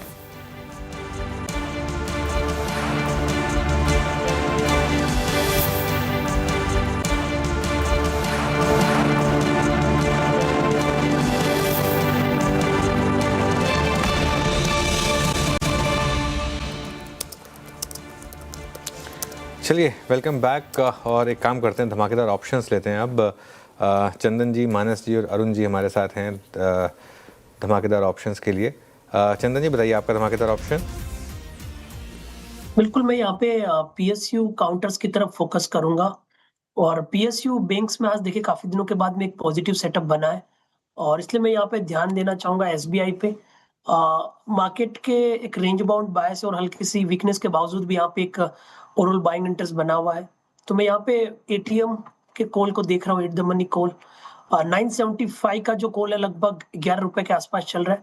सो एसबीआई का 970 का कॉल लेने की सलाह रहेगी, इसको खरीदें। सपोर्ट रहेगा लगभग 8 रुपए के आसपास का, ऊपर में 18 रुपए तक के टारगेट यहाँ पे बनने चाहिए। अरुण कुमार मंत्री जी, आपका धमाकेदार ऑप्शन।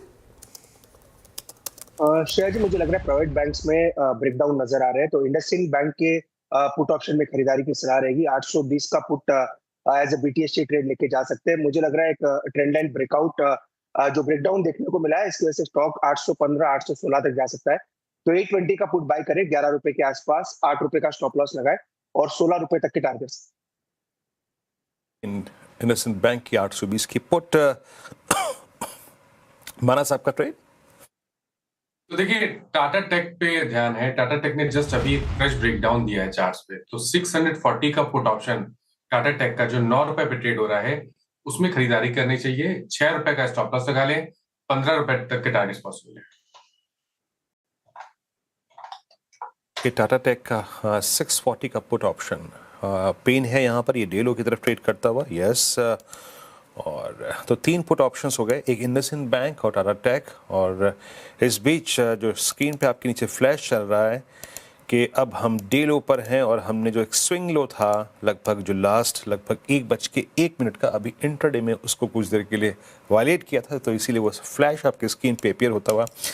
अनुज, मेरे ख्याल से जब परसों हमारा ओपन हुआ था, नहीं कल, हम 20 के नीचे खुले थे, अब मोर और लेस 750 730, यानी एक बार से हम मतलब लॉजिकली वो 11 दिसंबर का लो, यानी हम 50 डेमा की ट्रेजेक्टरी के लिए खुद प्रिपेयर कर रहे हैं।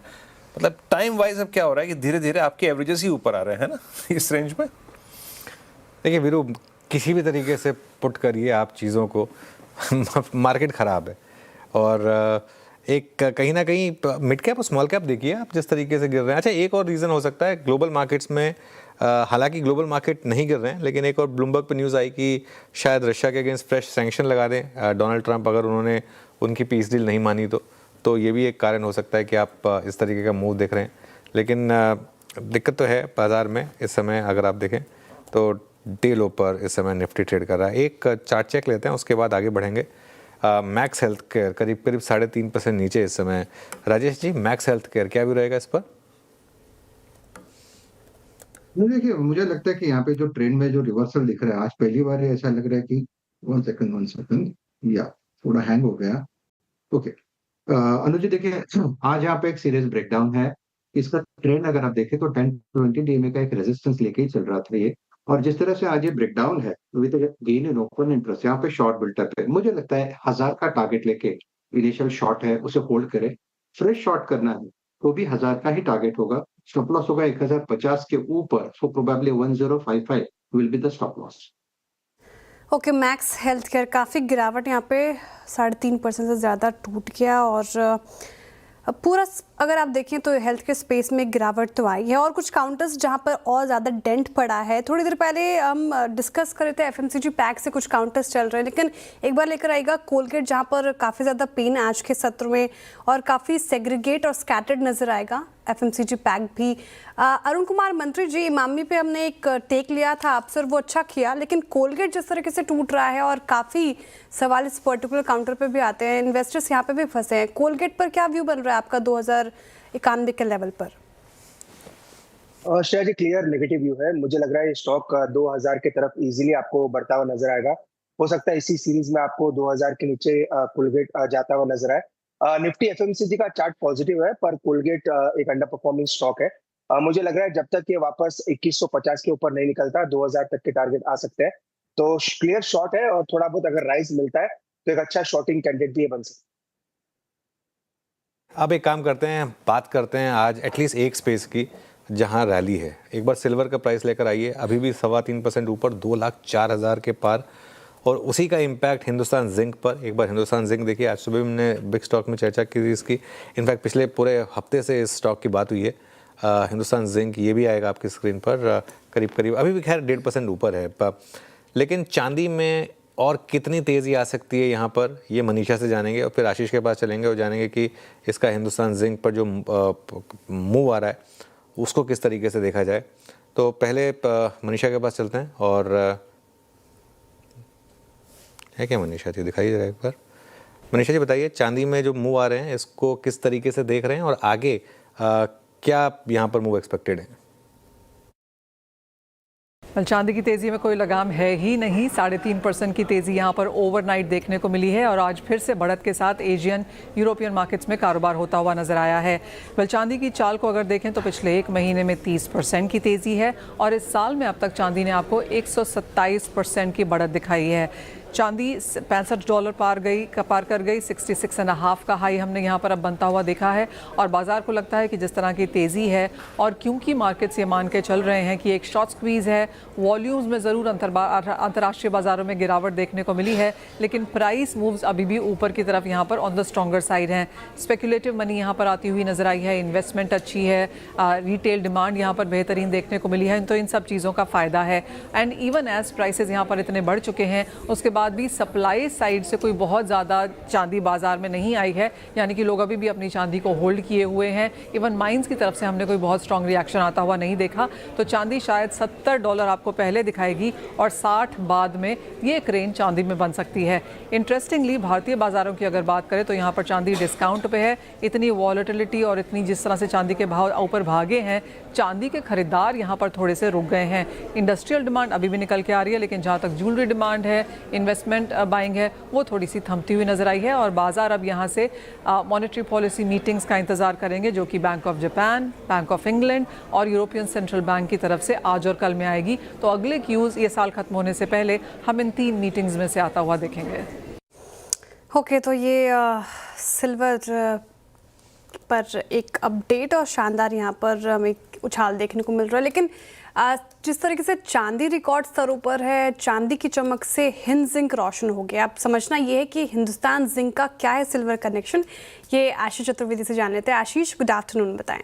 Good afternoon Shreya. देखिए, पिछले एक महीने से लगातार इस पॉजिटिव कोरिलेशन की बात हम करते जा रहे हैं। अब आप हिंदुस्तान जिंक में देखें तो एक महीने में 20% से ज़्यादा का मूव देखने को मिला है। साल की शुरुआत से 30% से ज़्यादा की तेज़ी आ गई है और चांदी तो दिन प्रतिदिन नए कीर्तिमान हासिल कर रही है। यहाँ पर एक महीने में 30%, साल की शुरुआत से शायद सबसे बेस्ट कमोडिटी 128% का बड़ा मूव यहाँ पर देखने को मिला है। अब इसके पीछे कारण है जिसकी लगातार हम चर्चा करते जा रहे हैं कि एक पॉजिटिव कोरिलेशन है, सीधा तालमेल है। क्योंकि हिंदुस्तान जिंक अगर आप देखें तो दुनिया का तीसरा और भारत का सबसे बड़ा सिल्वर प्रोड्यूसर है। साथ में अब मुनाफे में भी सिल्वर का योगदान बड़ा सिग्निफिकेंट हो जाता है, 40% के आसपास का कंट्रीब्यूशन आता है। अब कंपनी लगातार विस्तार करती जा रही है। हालांकि सेकंड हाफ में हो सकता है कि थोड़ा सा सिल्वर प्रोडक्शन घटे, लेकिन अगले 5 साल के लिए योजनाएं काफ़ी बढ़िया बता रहे हैं कि डबल हो सकता है, 1500 टन के आसपास अगला जो 5 साल है यहाँ पर प्रोडक्शन के टारगेट बताए गए। अब देखिए, दरअसल फ़ायदा इसके लिए भी है कि हेजिंग स्ट्रैटेजी जो मैनेजमेंट ने बताई है अपने प्रीवियस कॉन्फ्रेंस कॉल में, ये बड़ी इंटरेस्टिंग है। ये बता रहे हैं कि इन्होंने जो हेज किया हुआ है ये $37 प्रति आउंस के भाव पर किया हुआ है। अभी आप देखें तो $65 के ऊपर चल रही है।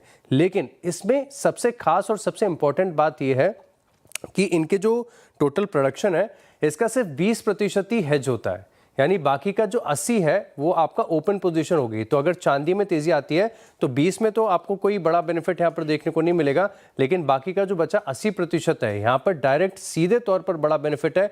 इन्वेंट्री गेन्स आगे देखने को मिल सकते हैं और इसी के चलते अगर आप देखें तो सिल्वर की तेजी को पूरी तरीके से मिमिक कर रहा है। जब जब सिल्वर चलेगा हिंदुस्तान जिंक में भी चमक आएगी।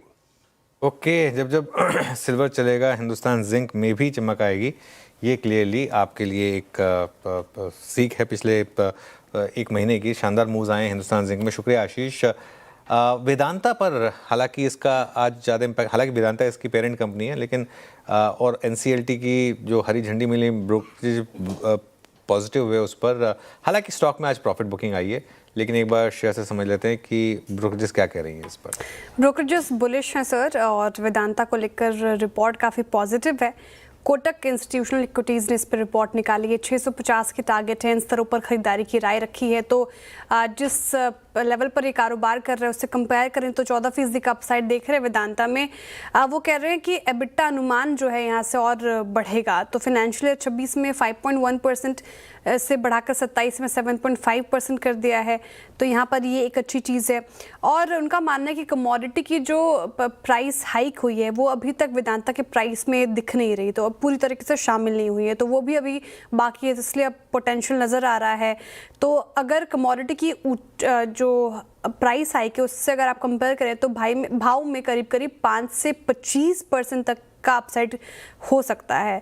तो एक केस उन्होंने सुझाया, बुल केस में अगर आप देखें तो कमोडिटी कीमतों से एबिटा में 10% का उछाल संभव है, और फिनेंशियल ईयर 28 में आप देखें तो वैल्यूएशन 770 रुपये प्रति शेयर तक पहुंच सकता है। तो ये एक चीज़ पॉजिटिव है। और मार्जिन में भी लगातार इंप्रूवमेंट हो गए। 26 में 1077 और वही 27 में आप देखें तो 1112 तक हो सकते हैं। तो ये तमाम चीज़ें फिलहाल वेदांता को अच्छा बना रही है, तो ये काउंटर रडार पर होना चाहिए आपके। वेदांता ये अगर आप देखें ब्रोकरेज रिपोर्ट, कल उस माननीय सुप्रीम कोर्ट के वर्डिक्ट के बाद एक बड़ा मूव आया। 546 पे था स्टॉक, उसके बाद आज सुबह सुबह जो इसने हाई लगाया, माफ़ कीजिएगा NCLT का, माफ़ कीजिएगा, और 568 का भी प्राइस है, और आज सुबह का जो हाई था वो था 580। माना इस पे कंप्लीटली स्टैट्स पे जा रहा हूँ, कंप्लीटली स्टैट्स पे। एक बार देखिएगा, कल तक सारा कॉल कंसंट्रेशन था 4623 का 580 की स्ट्राइक पे। आज भी सबसे बड़ी कॉल राइटिंग वहीं पर ही हुई है, जो कि सुबह उसका हाई लगाया। लेकिन मैं थोड़ा सा कंफ्यूज इस बात को लेकर हूँ कि जो इसकी 600 की कॉल राइटर्स थे वो भी थोड़ा अनवाइंड कर रहे हैं। अगर आप ऑप्शन समरी को देखें इस वक्त क्या करना चाहिए? एक रीजनेबल प्रॉफिट अगर आप कल से लेकर अब तक बना चुके हैं तो निकलना चाहिए, कूलिंग ऑफ का इंतजार करें? आपका टेक क्या है इस वक्त? देखिए, 7 दिन में 504 से लेकर 580 रुपए तक की रैली देखने को मिल गई है। तो अगर आप ट्रेडर हैं और आपने 3-4 दिन पहले भी एक पोजीशन बनाई है तो मेरे हिसाब से एक बार प्रॉफिट बुक कर लेना चाहिए, वो बेहतर स्ट्रेटजी रहेगी।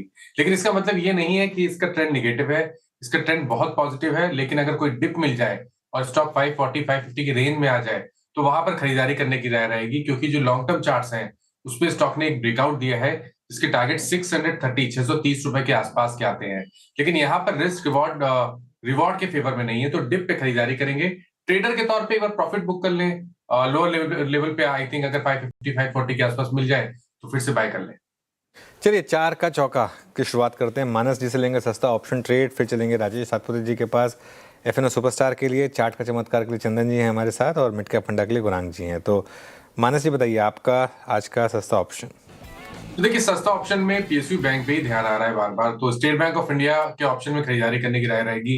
एसबीआई ने एक फ्रेश ब्रेकआउट चार्ट पे दिया है, बढ़िया वॉल्यूम्स हैं, तो एसबीआई का 980 वाला कॉल ऑप्शन जो 9 रुपए 65 पैसे पे ट्रेड हो रहा है उसमें खरीदारी करने की राय रहेगी। 6 रुपए का स्टॉप लॉस लगा लेंगे और 15 रुपए के टारगेट सेट कर लेंगे।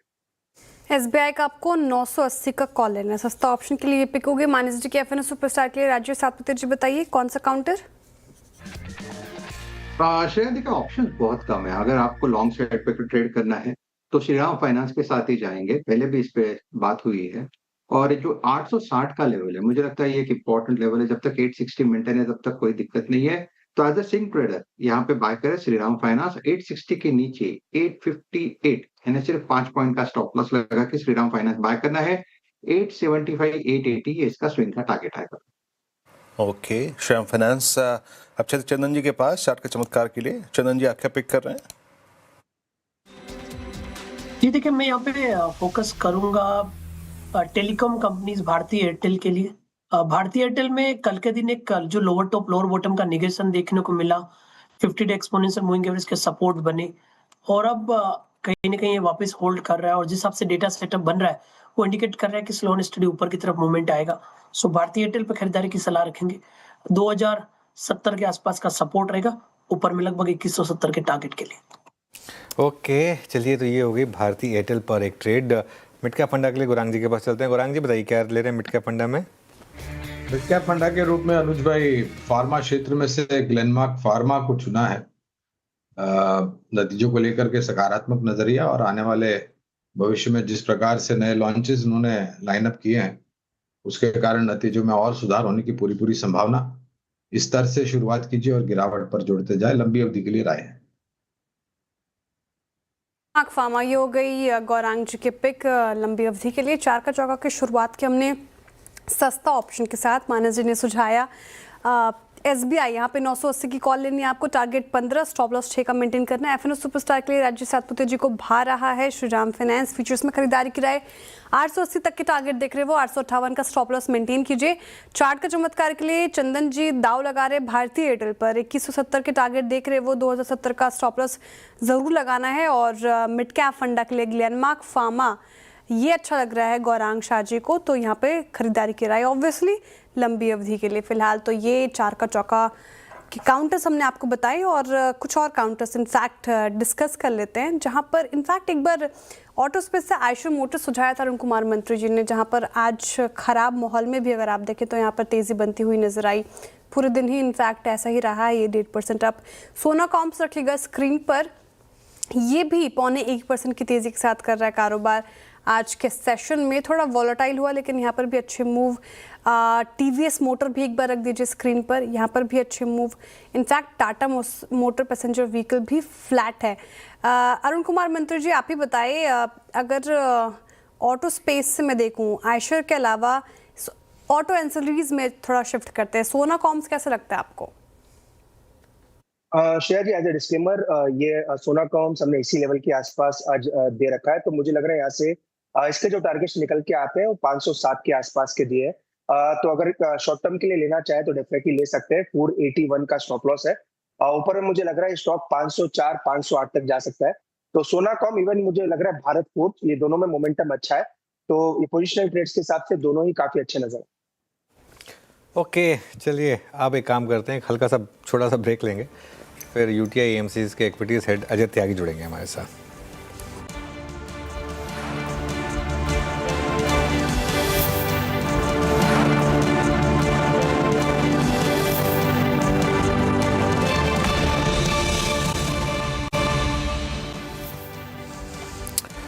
चलिए अब आगे बढ़ते हैं। हमारे साथ यूटीआई एमसीज के इक्विटीज़ हेड अजय त्यागी हैं। Ajay ji, good afternoon.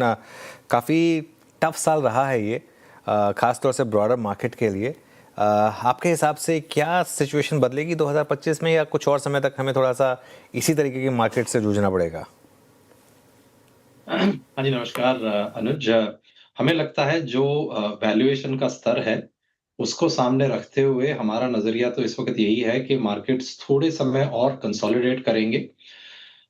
और यदि आप मार्केट्स को लार्ज, मिड और स्मॉल इन 3 कंपार्टमेंट्स में बांटेंगे तो मिड और स्मॉल में कहीं ना कहीं कंसोलिडेशन का दौर थोड़े और ज्यादा आगे तक चल सकता है, because valuations are still significantly higher than long term average. तो लार्ज कैप में थोड़ा ज्यादा कंफर्ट है compare to mid and small caps. Small caps में सबसे कम कंफर्ट है, और तो कंसोलिडेशन भी वहां सबसे ज्यादा रह सकता है। ये जैसे कि आपके पहले प्रश्न के उत्तर में, मतलब आप कह रहे हैं कि मिड कैप स्मॉल कैप में आपको बहुत कंफर्ट नहीं है, प्राइस डैमेज उतना नहीं हुआ कि वैल्यूएशंस आपकी कंफर्ट जोन में आए। But what about large cap, जहाँ पे आप कंफर्टेबल हैं, उसमें भी मतलब जो आपने Q2 नंबर्स देखे और Q1 जो ट्रेंड रहा उसके आधार पे सबसे स्ट्रॉन्ग अर्निंग्स के रिवाइवल के या फिर ग्रोथ के प्रोजेक्शंस आपके कहाँ पर हैं, और उसको चेस करते हुए आपका प्राइस कंफर्ट कहाँ पर है इस वक्त? देखिए, मोटे तौर पे हम ये कह सकते हैं कि कंजम्पशन से जुड़े जो क्षेत्र हैं वहां पे कहीं ना कहीं अर्निंग्स रिवाइवल अच्छा रहना चाहिए। इसके 2-3 कारण हैं। सबसे पहला कारण तो यही है कि बजट के अंदर हमें डायरेक्ट इनकम टैक्स के ऊपर, डायरेक्ट टैक्सेस में और खासकर पर्सनल इनकम टैक्सेस के ऊपर एक रियायत दी गई थी, और जो ओवरऑल रियायत है वो 11 से 12 बिलियन डॉलर्स का एक आंकड़ा निकल के आता है। और अक्टूबर के महीने में या फिर सितंबर के महीने में जीएसटी रैशनलाइजेशन हुआ था, जिसके चलते 22 से 23 बिलियन डॉलर्स की वापस फायदा कंज्यूमर्स को हुआ है एट लार्ज। तो इन दोनों को अगर आप जोड़ें तो करीबन 33-34 बिलियन के करीब आंकड़ा आता है, जो अपने आप में एक अच्छा खासा एक नंबर है। इस सेविंग्स के चलते कहीं ना कहीं अगले 3 से 6 महीने में हमें कंजम्पशन रिवाइवल देखने को मिल सकता है। तो हमारा व्यू यही है कि कंजम्पशन से जुड़े क्षेत्र जो है उनमें रिवाइवल होना चाहिए। गवर्नमेंट अभी भी कायम है अपने फिस्कल डेफिसिट नंबर के ऊपर। उन्होंने कुछ ना कुछ रेवेन्यूज फोरगो करी हैं डायरेक्ट टैक्सेस और इनडायरेक्ट टैक्सेस के माध्यम से, जैसा कि मैंने अभी बताया 33 बिलियन डॉलर्स। तो कहीं ना कहीं government expenditure towards investment and capex थोड़ा कमजोर पड़ना चाहिए। तो आने वाले 6 से 12 महीने में इन्वेस्टमेंट रिलेटेड क्षेत्र, खासकर जो कि गवर्नमेंट स्पेंडिंग से जिनको बेनिफिट रहा है पिछले 3-4 सालों में, उनमें हो सकता है कुछ कमजोरी रहे, और कंज्यूमर क्षेत्र के अंदर हो सकता है कुछ मजबूती देखने को मिले। जी ओके। अच्छा, ये एक चीज़ जो आपसे पूछना चाहूँगा कि यहाँ पर अगर कुछ थीम्स की बात करें, इस साल एक थीम जहाँ पर बहुत बड़ी करेक्शन देखने को मिली वो है ईएमएस स्पेस, और ख़ासतौर से क्योंकि मैन्युफैक्चरिंग में एक बड़ी थीम थी, ये बड़ी सब थीम थी। आपके पोर्टफोलियो में इस समय ईएमएस में क्या पोजीशनिंग है, और यहाँ पर इस तरह की करेक्शन में आप क्या कर रहे हैं? देखिए अनुज, जैसे आप खुद वाकिफ हैं, हम इंडिविजुअल स्टॉक्स के बारे में तो बिल्कुल बात नहीं कर सकते हैं, लेकिन ब्रॉडली आपका प्रश्न ईएमएस को लेके है। हमारा जो व्यू है वो पॉजिटिव है, कंस्ट्रक्टिव है।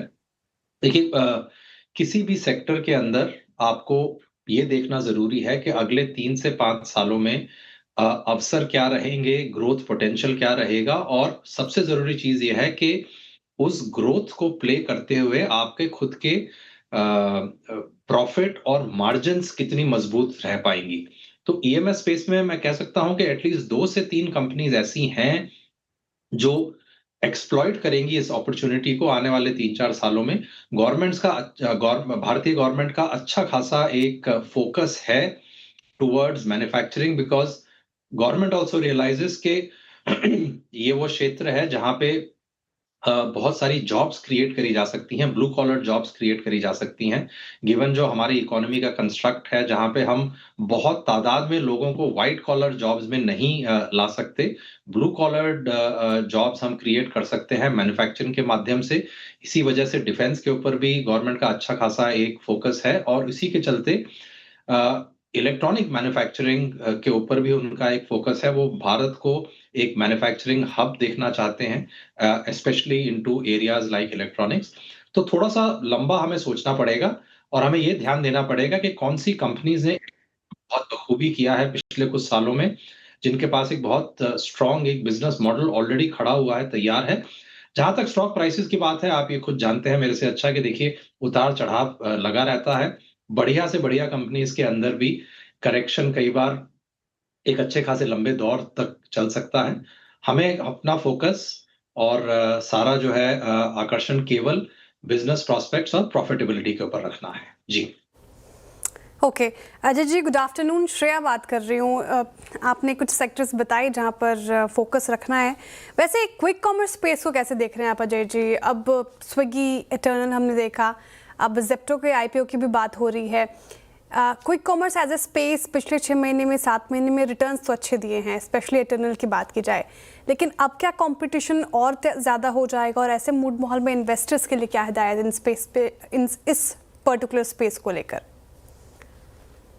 जी बहुत अच्छा सवाल है। देखिए ये कैपिटलिज्म का नियम है कि जहां पे भी किसी एक सक्सेस मिलता है और वो प्रूफ ऑफ कॉन्सेप्ट सामने लेके आते हैं, कंपटीशन अपने आप ही आकर्षित हो जाता है। तो ये बहुत स्वाभाविक था कि एटर्नल ने इतना जबरदस्त तरीके से कामयाबी हासिल करी क्विक कॉमर्स में, तो उसके देखते हुए 3-4 प्लेयर्स को आना बहुत ज्यादा स्वाभाविक था। मैं आपको 10 साल या 5 साल पीछे ले जाना चाहता हूं। इसी तरह से सक्सेस फूड डिलीवरी और फूड सर्विसेज के अंदर भी एटर्नल, जिसको हम पहले जोमैटो कहते थे, जो उनकी फूड सर्विसेज डिलीवरी जिस नाम से जानी जाती है, जोमैटो और स्विगी ने बहुत ज्यादा कामयाबी देखी, जिसके चलते कम से कम 7-8 और प्लेयर्स बाजार में घुसे, और अब हम सब जानते हैं केवल 2 प्लेयर्स रह गए हैं।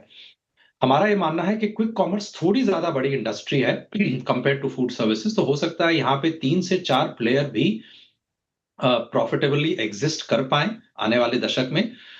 जरूर कंपटीशन बीच में आएगा, बहुत सारी कंपनीज कोशिश करेंगी क्विक कॉमर्स के अंदर अपने आप को आजमाने के लिए। 2-3 कंपनीज ऐसी हैं जो हमें लगता है इस गेम में बहुत ज्यादा आगे हैं, जिन्होंने बहुत जबरदस्त एक बिजनेस मॉडल तैयार कर लिया है। कंपटीशन के चलते ये जरूर हो सकता है कि उनके प्रॉफिट टारगेट्स कुछ एक क्वार्टर से पीछे चले जाएं, लेकिन मूल रूप से वो अपने आप को ऑलरेडी एस्टैब्लिश कर चुके हैं। जहां तक इंडस्ट्री की बात है, देखिए पहले अनुमान ये था कि ये केवल बड़े शहरों में ही इंडस्ट्री कामयाब हो पाएगी। पहले अनुमान ये था कि खाली लिमिटेड आइटम्स जो हैं उसके लिए ये इंडस्ट्री प्रयोग में आएगी, लेकिन फिलहाल तो आप देख सकते हैं कि माइक्रोवेव अवन से लेके एप्पल आईफोन से लेके और बहुत सारी चीजें भी क्विक कॉमर्स के जरिए लोगों को पहुंचाई जा रही हैं। तो हमें लगता है इंडस्ट्री साइज अपने आप में एक बहुत बड़ा रह सकता है। It could even be $100 billion in terms of size. तो मतलब हमारा व्यू तो सकारात्मक ही है। हो सकता है थोड़ा सा पेशेंस इन्वेस्टर्स का टेस्ट किया जाए आने वाले कुछ महीनों में। जी अच्छा अजय जी, जो हाल फिलहाल में इंडस्ट्री के सेटअप में और इंडस्ट्री कॉम्बिनेशंस में बदलाव हुए हैं, like for instance insurance space, insurance amendment bill, अब जो इंडस्ट्री के ढांचे में बदलाव होगा, 100% FDI और डिस्ट्रीब्यूटर्स का कम कमीशन, नॉन इंश्योरेंस पार्टनर, सब कुछ है। आप लोग जब कल टेबल पे बैठे या फिर आप लोगों की जब डिस्कशन हुआ, इस स्पेस को आप कैसे ट्रीट करना चाहिए? क्या ये वो स्पेस जिसने पिछले 3 साल में अच्छा पैसा बना के दिया, एक फर्दर अपसाइड के लिए प्रिपेयर करेगा क्या अपने आप को इस ब्रेक थ्रू के बाद? देखिए प्राइस मूवमेंट को थोड़ा एक बार अलग रखते हैं अपने डिस्कशन से, लेकिन अगर मूल रूप से जिन बातों की जिन जो 3-4 पॉइंट्स आपने सामने रखे, जहां तक FDI की बात है, मुझे नहीं लगता कि जो प्लेयर्स हैं इंश्योरेंस क्षेत्र में उनको फर्दर इन्वेस्टमेंट की जरूरत है। वो अपने आप में सक्षम है, उनकी बैलेंस शीट्स अच्छी खासी सक्षम है, तो मुझे तो नहीं लगता कि FDI से कुछ बहुत बड़ा फर्क पड़ना चाहिए।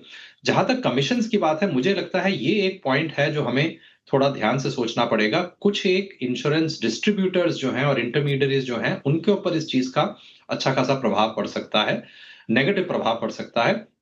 जहां तक ओवरऑल इंडस्ट्री की बात है, ये पॉजिटिव है।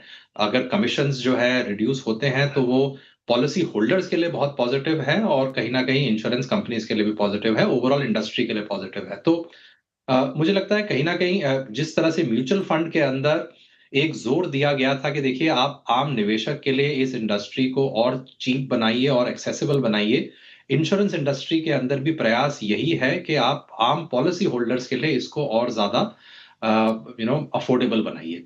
तो ओवरऑल इंडस्ट्री के लिए ये पॉजिटिव ही रहना चाहिए। जी ओके, पॉजिटिव हैं आप इंश्योरेंस स्पेस को लेकर भी अजय जी। लेकिन क्योंकि हम 2026 के आउटलुक की बात कर रहे हैं और 2025 की बात करें तो कमोडिटी ने शानदार रिटर्न्स दिए हैं, स्पेशली प्रेशियस मेटल की बात करें, सिल्वर गोल्ड ने काफ़ी अच्छे रिटर्न्स दिए हैं। 2026 क्या फिर से इन्हीं का साल रहने वाला है और यहाँ से और तेज़ी देख रहे हैं आप? कैसे अपना पोर्टफोलियो डाइवर्सिफाई करें एक इन्वेस्टर? देखिए, आपके जो प्रश्न का दूसरा भाग है उसका मैं उत्तर पहले दे देता हूं। जहां तक डाइवर्सिफिकेशन की बात है, gold is an important asset class. मैं समझता हूं हर निवेशक को 5 से 10% गोल्ड में रहना चाहिए। जहां तक गोल्ड के बारे में एक्साइटमेंट की बात है, मुझे लगता है कि और ये बहुत स्वाभाविक है, ऐसा नहीं है कि खाली हम गोल्ड के संदर्भ में ये देख रहे हैं।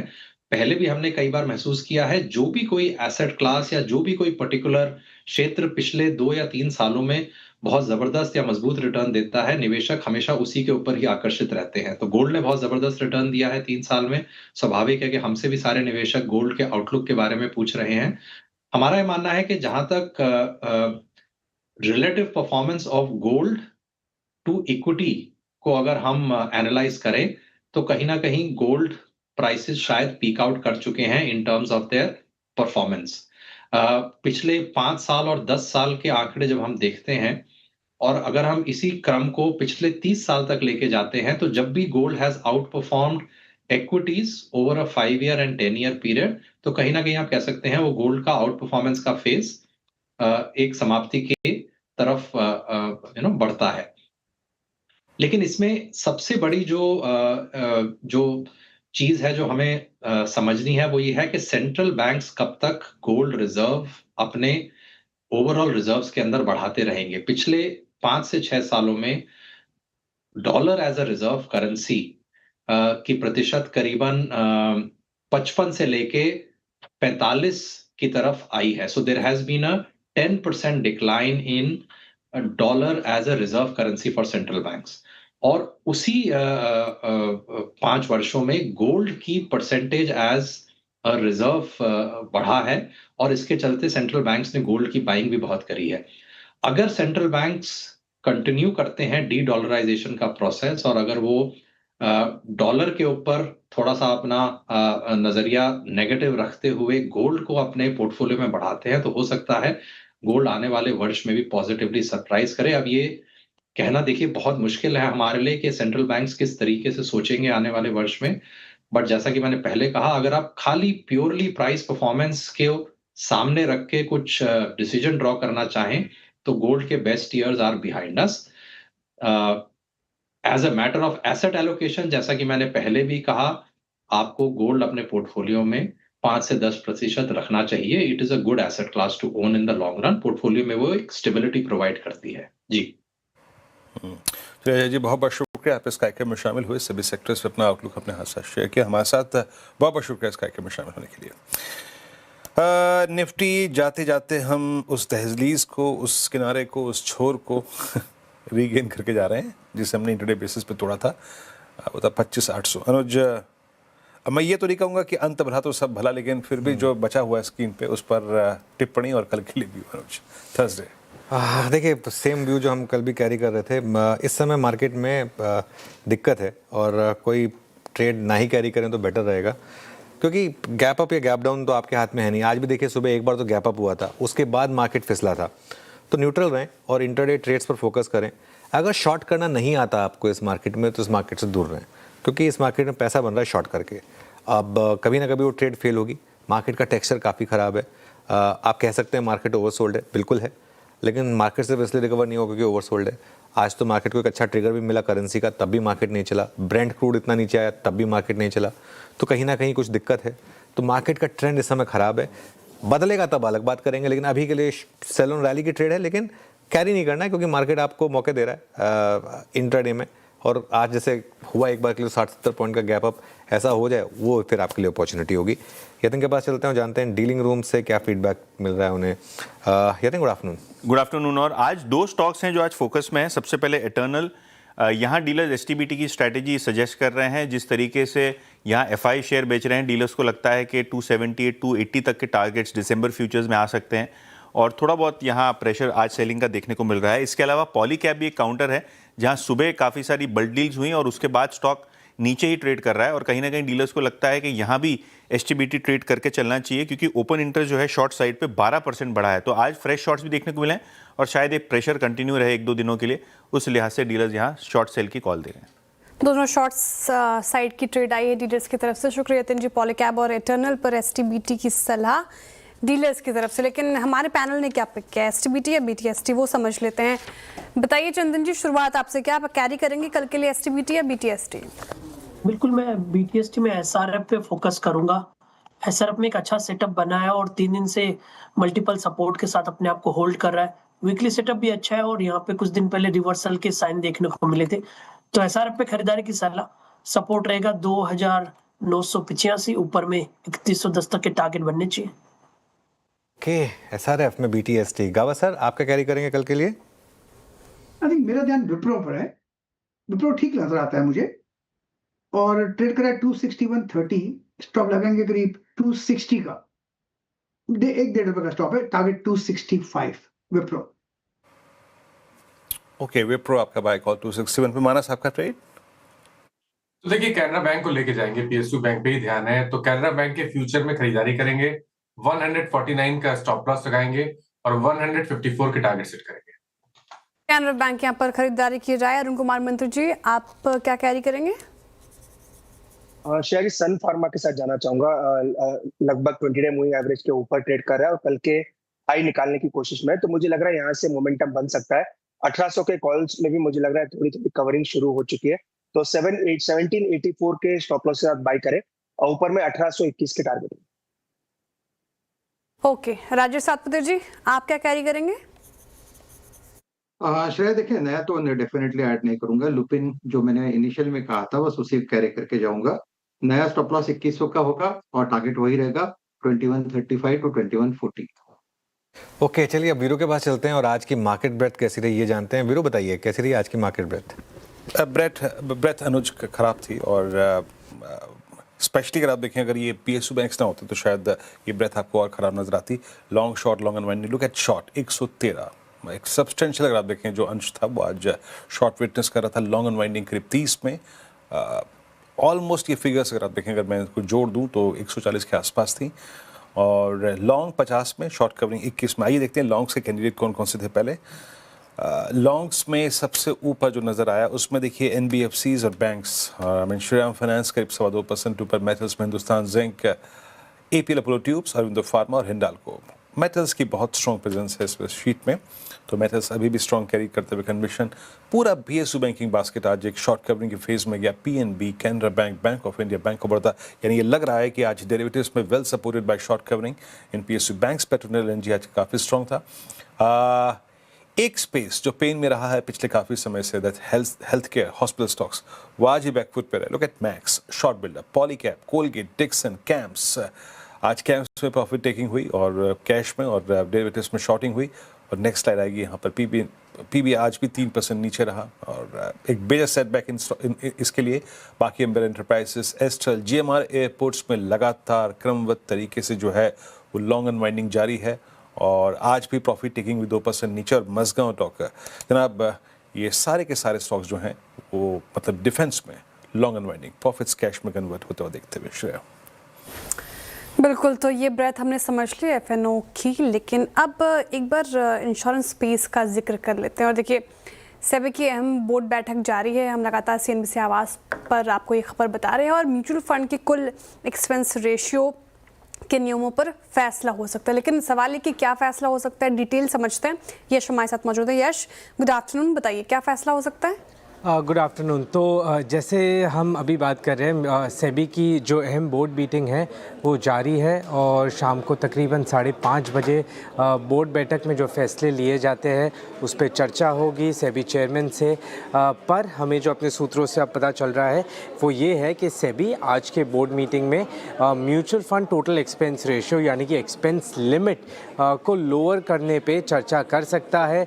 हमारे सूत्रों के अनुसार ये चर्चा ये हो सकती है कि जो कंसल्टेशन पेपर आया था, जिस स्वरूप में आया था, जो रेकमेंड किया गया था एक्सपेंसेस लिमिट को कम करने के लिए, वही फॉर्म में बोर्ड भी आज डिस्कस कर सकता है। उसके साथ बोर्ड जो इंडस्ट्री स्टेक होल्डर से व्यूज़ आए हैं उस पर भी चर्चा करेगा। और हमारे सूत्रों के अलावा कुछ माइनर चेंजेस हो सकते हैं जो कंसल्टेशन पेपर में सजेस्ट किया था लेवल्स एक्सपेंस रेशियो को कम करने के लिए, उसमें कुछ माइनर चेंजेस आ सकते हैं। पर ज़्यादातर ये प्रपोजल वैसे ही प्रेजेंट किया जाएगा जिस फॉर्म में कंसल्टेशन पेपर आया था।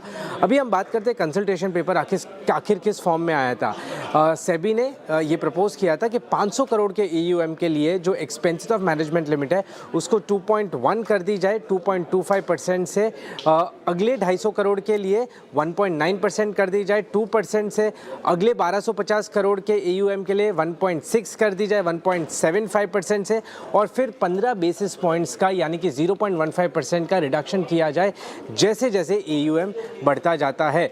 सेबी ने ये भी प्रपोज किया था कि जो ब्रोकरेज है वहाँ पे कैप लगाया जाए 2 बेसिस पॉइंट्स पे instead of current 12 basis points, और ये जो कि कैश मार्केट के ब्रोकरेज है और डेरिवेटिव मार्केट के ब्रोकरेज पे कैप लगाया जाए 1 बेसिस पॉइंट पे instead of current 5 basis points. तो ये सारे कंसल्टेशन पेपर के पार्ट थे। लार्जली हमारे सूत्रों के अनुसार ये ऐसे ही बोर्ड के सामने प्रस्तुत हो सकता है, सिवाय कुछ छोटे चेंजेस जो हमें आते हुए देख सकते हैं। बट सब होपफुल है कि आज इस पर्टिकुलर प्रपोजल को सेबी का अप्रूवल आता देख सकता है।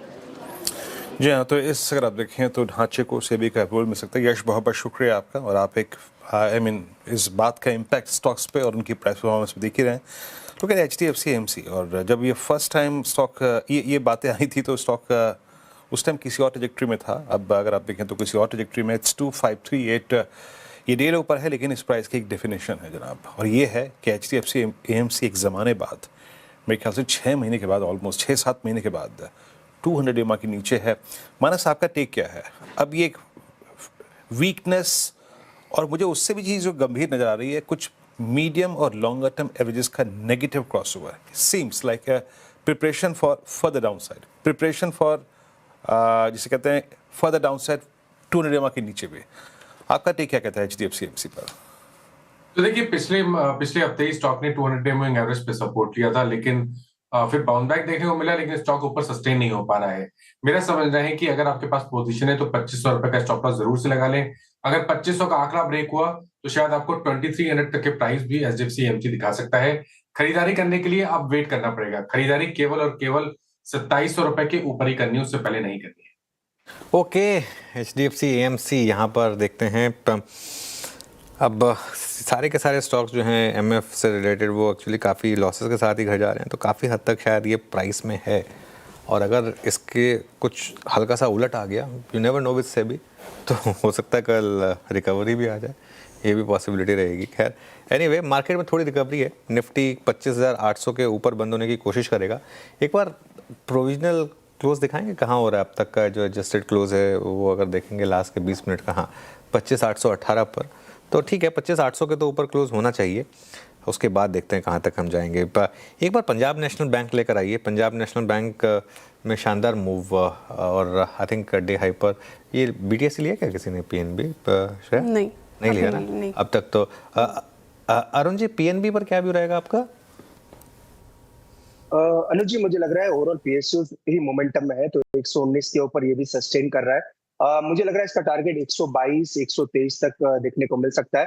तो बैंक ऑफ बड़ौदा, SBI ये दो काफी अच्छे लग रहे हैं। अगर तीसरा पिक लेना चाहे तो PNB को भी लेके चल सकते हैं। 122, 123 तक के टारगेट आ सकते हैं। ओके, PNB पे फिलहाल ये व्यू हो गया। 122, 123 के टारगेट आ सकते हैं। और हम पावर स्टॉक्स का जिक्र कर रहे थे सुबह, एक बार फिर से लेकर आइएगा कोल इंडिया डेज हाई पर क्लोज, नहीं डेज हाई पर नहीं, डेज हाई से थोड़ा ही, लेकिन यहाँ पे भी अच्छे मूव्स, खराब मार्केट में 1% अप। NTPC भी लेकर आइएगा एक बार स्क्रीन पर। NTPC इसमें हाई साइड से थोड़ा सा फिसला, लेकिन फिर से जाते जाते कोशिश कर रहा है। एक बार कोल इंडिया पे चार्ट चेक लेना चाहूँगी। गाबा सर, कोल इंडिया आप देख लीजिए चार्ट इसका, 384 पर कैसा लग रहा है, क्या किया जाए इस पर्टिकुलर काउंटर में? लेने लायक है कोल इंडिया, बिल्कुल।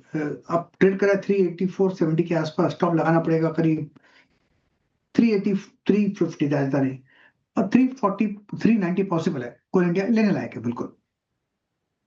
यहाँ पे फिलहाल ये व्यू हो गया। पिछले कुछ सत्रों से हम देख रहे थे सीमेंट स्पेस में बाइंग थी। आज फिर से हालांकि एक दिन प्रॉफिट बुकिंग का भी शिकार हुआ ये स्पेस, लेकिन आज देखिए अल्ट्राटेक सीमेंट हो गया। एक बार ग्रासिम भी रखिएगा स्क्रीन पर। Grasim, Ambuja cement higher side से थोड़ा फिसले, लेकिन ग्रासिम फिर से कोशिश कर रहा है। चंदन तापड़िया जी, सीमेंट स्पेस में कोई ऐसा काउंटर जो लग रहा है आपको वहाँ पर पैसे बन सकते हैं दमखम, या फिर नियर टर्म में ही देखें आप, तो कोई काउंटर है आपके रडार पर? बिल्कुल, मेरे रडार पे इंडिया सीमेंट है और काफी अच्छा मूवमेंट पिछले काफी देर से देखने को मिल रहा है। शुरुआती पल में ये 420-22 के आसपास मोमेंटम दिखा रहा था और अभी पिछले लगभग 1 घंटे 1.5 घंटे में एक बड़ा मूव यहाँ पे देखने को मिला। तो मेरा मानना है कि यदि मोमेंटम है तो इसी काउंटर में बनेगा। 430 के सपोर्ट से 455-460 तक के टारगेट यहाँ पे बनने चाहिए। मोमेंटम आ चुका है बट अभी भी मूव बरकरार रहना चाहिए।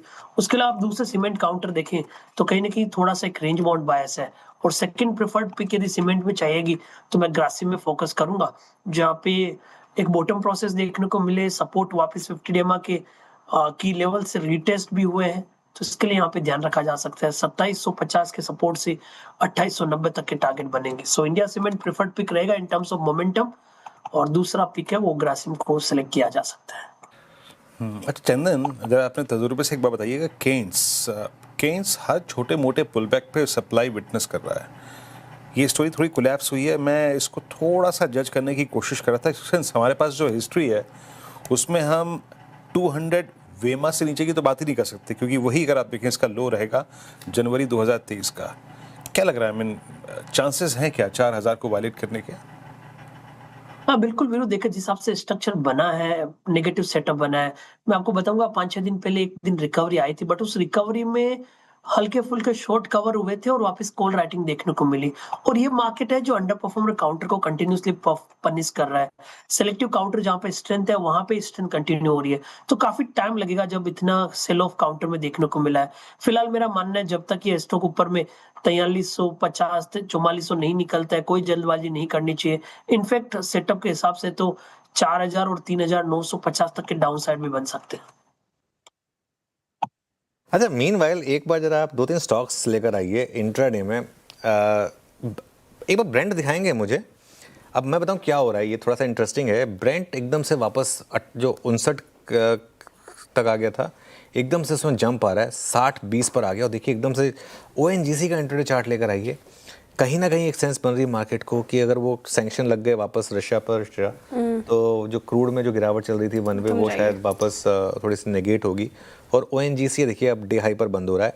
इसके अलावा एक और स्टॉक इन्फोसिस लेकर आइए जरा, जो मार्केट में भी रिकवरी आई है पिछले कुछ मिनटों में, और हम 25,828 के करीब आए हैं, उसमें इन्फोसिस का हाथ रहा है। इसके अलावा कुछ और स्टॉक्स हैं जो इस समय डे हाई पर आए हैं, उसमें ग्रासिम है। ग्रासिम देखिए एक बार जरा ग्रासिम, और एक बार रिलायंस लेकर आइए जरा। रिलायंस में भी इस समय एक हल्का सा मूव आपको दिखाई देगा।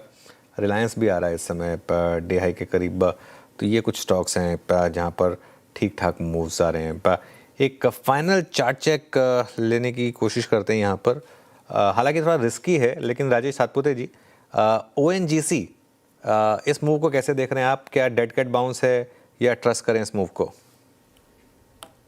आई थिंक ये डेड कैट बाउंस है, क्योंकि अगर आप यहाँ पे चार्टिकली देखें तो यहाँ पे हैमर बना है, लेकिन हैमर में वॉल्यूम नहीं है। दैट सिंपली मींस कि जो इंट्राडे जो शॉर्ट्स है, लेट शॉर्ट्स है, वही कवर कर रहा है। तो प्रोबेबली यहाँ से 1-2-3 रुपए का मूव मिलेगा, लेकिन मुझे लगता है कि उसे अवॉइड करना चाहिए, क्योंकि अगर आप इसका वीकली चार्ट देखें तो अभी भी वो कन्विक्शन नहीं बन रहा है कि यहाँ पे बाई करना चाहिए। तो बाई के लिए अभी तक तो कोई सिग्नल नहीं है। I think one can avoid it. जी, और कुछ स्पेसेस जहाँ पे सेलिंग है, जैसे कि ये ONGC का जिक्र हो गया। उससे पहले जो मैं जो बात छेड़ रहा था, चाहे वो EMS हो, चाहे वो डिफेंस हो, और एक आप देखिए और बास्केट इंडियन होटल्स 715, यानी अब ऑलमोस्ट हम ये क्लोज के टर्म्स में मेरे ख्याल से पोस्ट नवंबर 20 अब तक का सबसे लोवेस्ट क्लोज दे रहे हैं। हम देख रहे हैं सारे तमाम होटल स्टॉक्स। क्या इंडियन होटल्स क्या आईटीसी होटल सारे के सारे जो हैं वो इस जोन की लोअर ट्रैजेक्टरीज में, और आप ये समझ लीजिएगा कि ये 27 जनवरी 2025 से लेकर अब तक जो इसके मल्टीपल लोज रहे हैं ये उसी के आसपास ट्रेड करता हुआ। लुक एट 11.2% नीचे। तो एक और स्पेस ऐसा जहां पेन है, और गंभीर ब्रेकडाउन के श्रेणी में मैंने सुबह आपको जिक्र किया था कि हम CDSL पर प्रोसीड कर रहे हैं टुवर्ड्स मतलब वेरी वीक जोन। CDSL भी आप समझिएगा कि 3 अक्टूबर के बाद अक्टूबर, नवंबर, दिसंबर ऑलमोस्ट 2.5 महीने की सबसे लोवेस्ट ट्रैजेक्टरी पर, यानी सीरियस अगर आप देखें तो यहाँ पे एग्जिट हो रहे हैं इन स्टॉक्स में, चाहे वो डिफेंस हो, चाहे वो डिपॉजिटरीज हो, चाहे वो अभी आप मैंने जिसका जिक्र किया स्टॉक का, सब में अगर आप देखें सीरियस अनवाइंडिंग होटल स्टॉक्स। खैर इस क्लोजिंग को देखते हैं अब अनुज के साथ बड़ी वॉल पे। अनुज, ओवर टू यू। शुक्रिया वीरू। देखते हैं मार्केट की क्लोजिंग आज कैसी रही। दिक्कत तो है मार्केट में, लेकिन एटलीस्ट हो क्या रहा है कि आखिर तक जाते जाते कुछ होप दे जाता है मार्केट। जैसे इंटरडे लो निफ्टी का अगर आप देखें और वहाँ से क्लोजिंग देखें तो करीब करीब 60 पॉइंट की रिकवरी के साथ हम बंद हो रहे हैं और सिर्फ 0.1% लॉस के साथ बंद हो रहे हैं। तो कहीं ना कहीं मार्केट ने एक होप दिया आपको कल के लिए, लेकिन देखते हैं वो प्ले आउट होगी या नहीं होगी। खैर 30 पॉइंट नीचे निफ्टी है, 64 पॉइंट नीचे बैंक निफ्टी। निफ्टी आईटी यहाँ अच्छे मूव रहे हैं एक्चुअली। आज निफ्टी आईटी ने एक अच्छी रिकवरी दिखाई और उसने लीड किया। हालांकि मिड कैप और स्मॉल कैप यहाँ अभी भी प्रेशर था। मिड कैप करीब करीब 2-3% नीचे था, स्मॉल कैप करीब करीब 1% नीचे ट्रेड करता हुआ आपको नजर आएगा। एडवांस डिक्लाइन देखिए आप, 900 बढ़ने वाले शेयर थे और करीब करीब 2000 गिरने वाले शेयर थे। ये कुल मिलाकर आज का मार्केट का जो बड़े इंडेक्स थे उनका मूड माहौल रहा। अब आप लेकर आइए जरा सेक्टोरल मूव्स। सेक्टोरल लूजर्स में सबसे ऊपर डिफेंस था, करीब करीब 1.25% नीचे था। उसके अलावा कैपिटल गुड्स इंडेक्स ये भी करीब करीब 1 से 1.25% के बीच नीचे था। रियल एस्टेट यहाँ पर भी हल्की सी गिरावट आई, कैपिटल मार्केट में हल्की सी गिरावट थी, FMCG नीचे था और फाइनेंशियल्स यहाँ पर करीब करीब 0.5% के करीब की गिरावट आपको देखने को मिलेगी। अब देखते हैं जरा सेक्टोरल गेनर्स कैसे रहे। सेक्टोरल गेनर्स में सबसे ऊपर PSU बैंक आज 1.25% ऊपर था। एक्चुअली यही था इकलौता, इसके अलावा बाकी सब फ्लैट ही थे। Nifty IT, metals, oil and gas और फार्मा मतलब गेंस थे, लेकिन कोई बहुत बड़े पैमाने पर नहीं थे अगर इन गेंस को आप देखें तो। अब आते हैं हम जरा इंडेक्स लूजर्स पर। हालांकि निफ्टी में रिकवरी रही लेकिन फिर भी निफ्टी था तो नीचे ही। मैक्स हेल्थ केयर इंडेक्स का टॉप लूजर 3.5% नीचे। अपोलो हॉस्पिटल्स यहाँ पर भी गिरावट थी। ट्रेंट में गिरावट की रिजम्पशन हुई। बजाज ऑटो, HDFC लाइफ और SBI लाइफ यहाँ पर भी आपको थोड़ा सा नीचे देखने को मिलेगा। ऊपर क्या थे स्टॉक्स, उनमें श्रीराम फाइनेंस आज का top gainer, SBI, Hindalco, Ayushman Motors, Tata consumer products और कोल इंडिया यहाँ पर आज आपको थोड़ी सी तेज़ी देखने को मिली। लेकिन कुल मिलाकर बिरू एक और टफ दिन मार्केट के लिए और बहुत थकाने वाला दिन। एक और थकाने वाला दिन है कुछ। आओ बाजार खुलता हुआ देखो, गिरता हुआ देखो, गिरते हुए क्लोज होता है। खैर ये दौर भी बदलेगा, इसी उम्मीद में हम कल फिर आएंगे।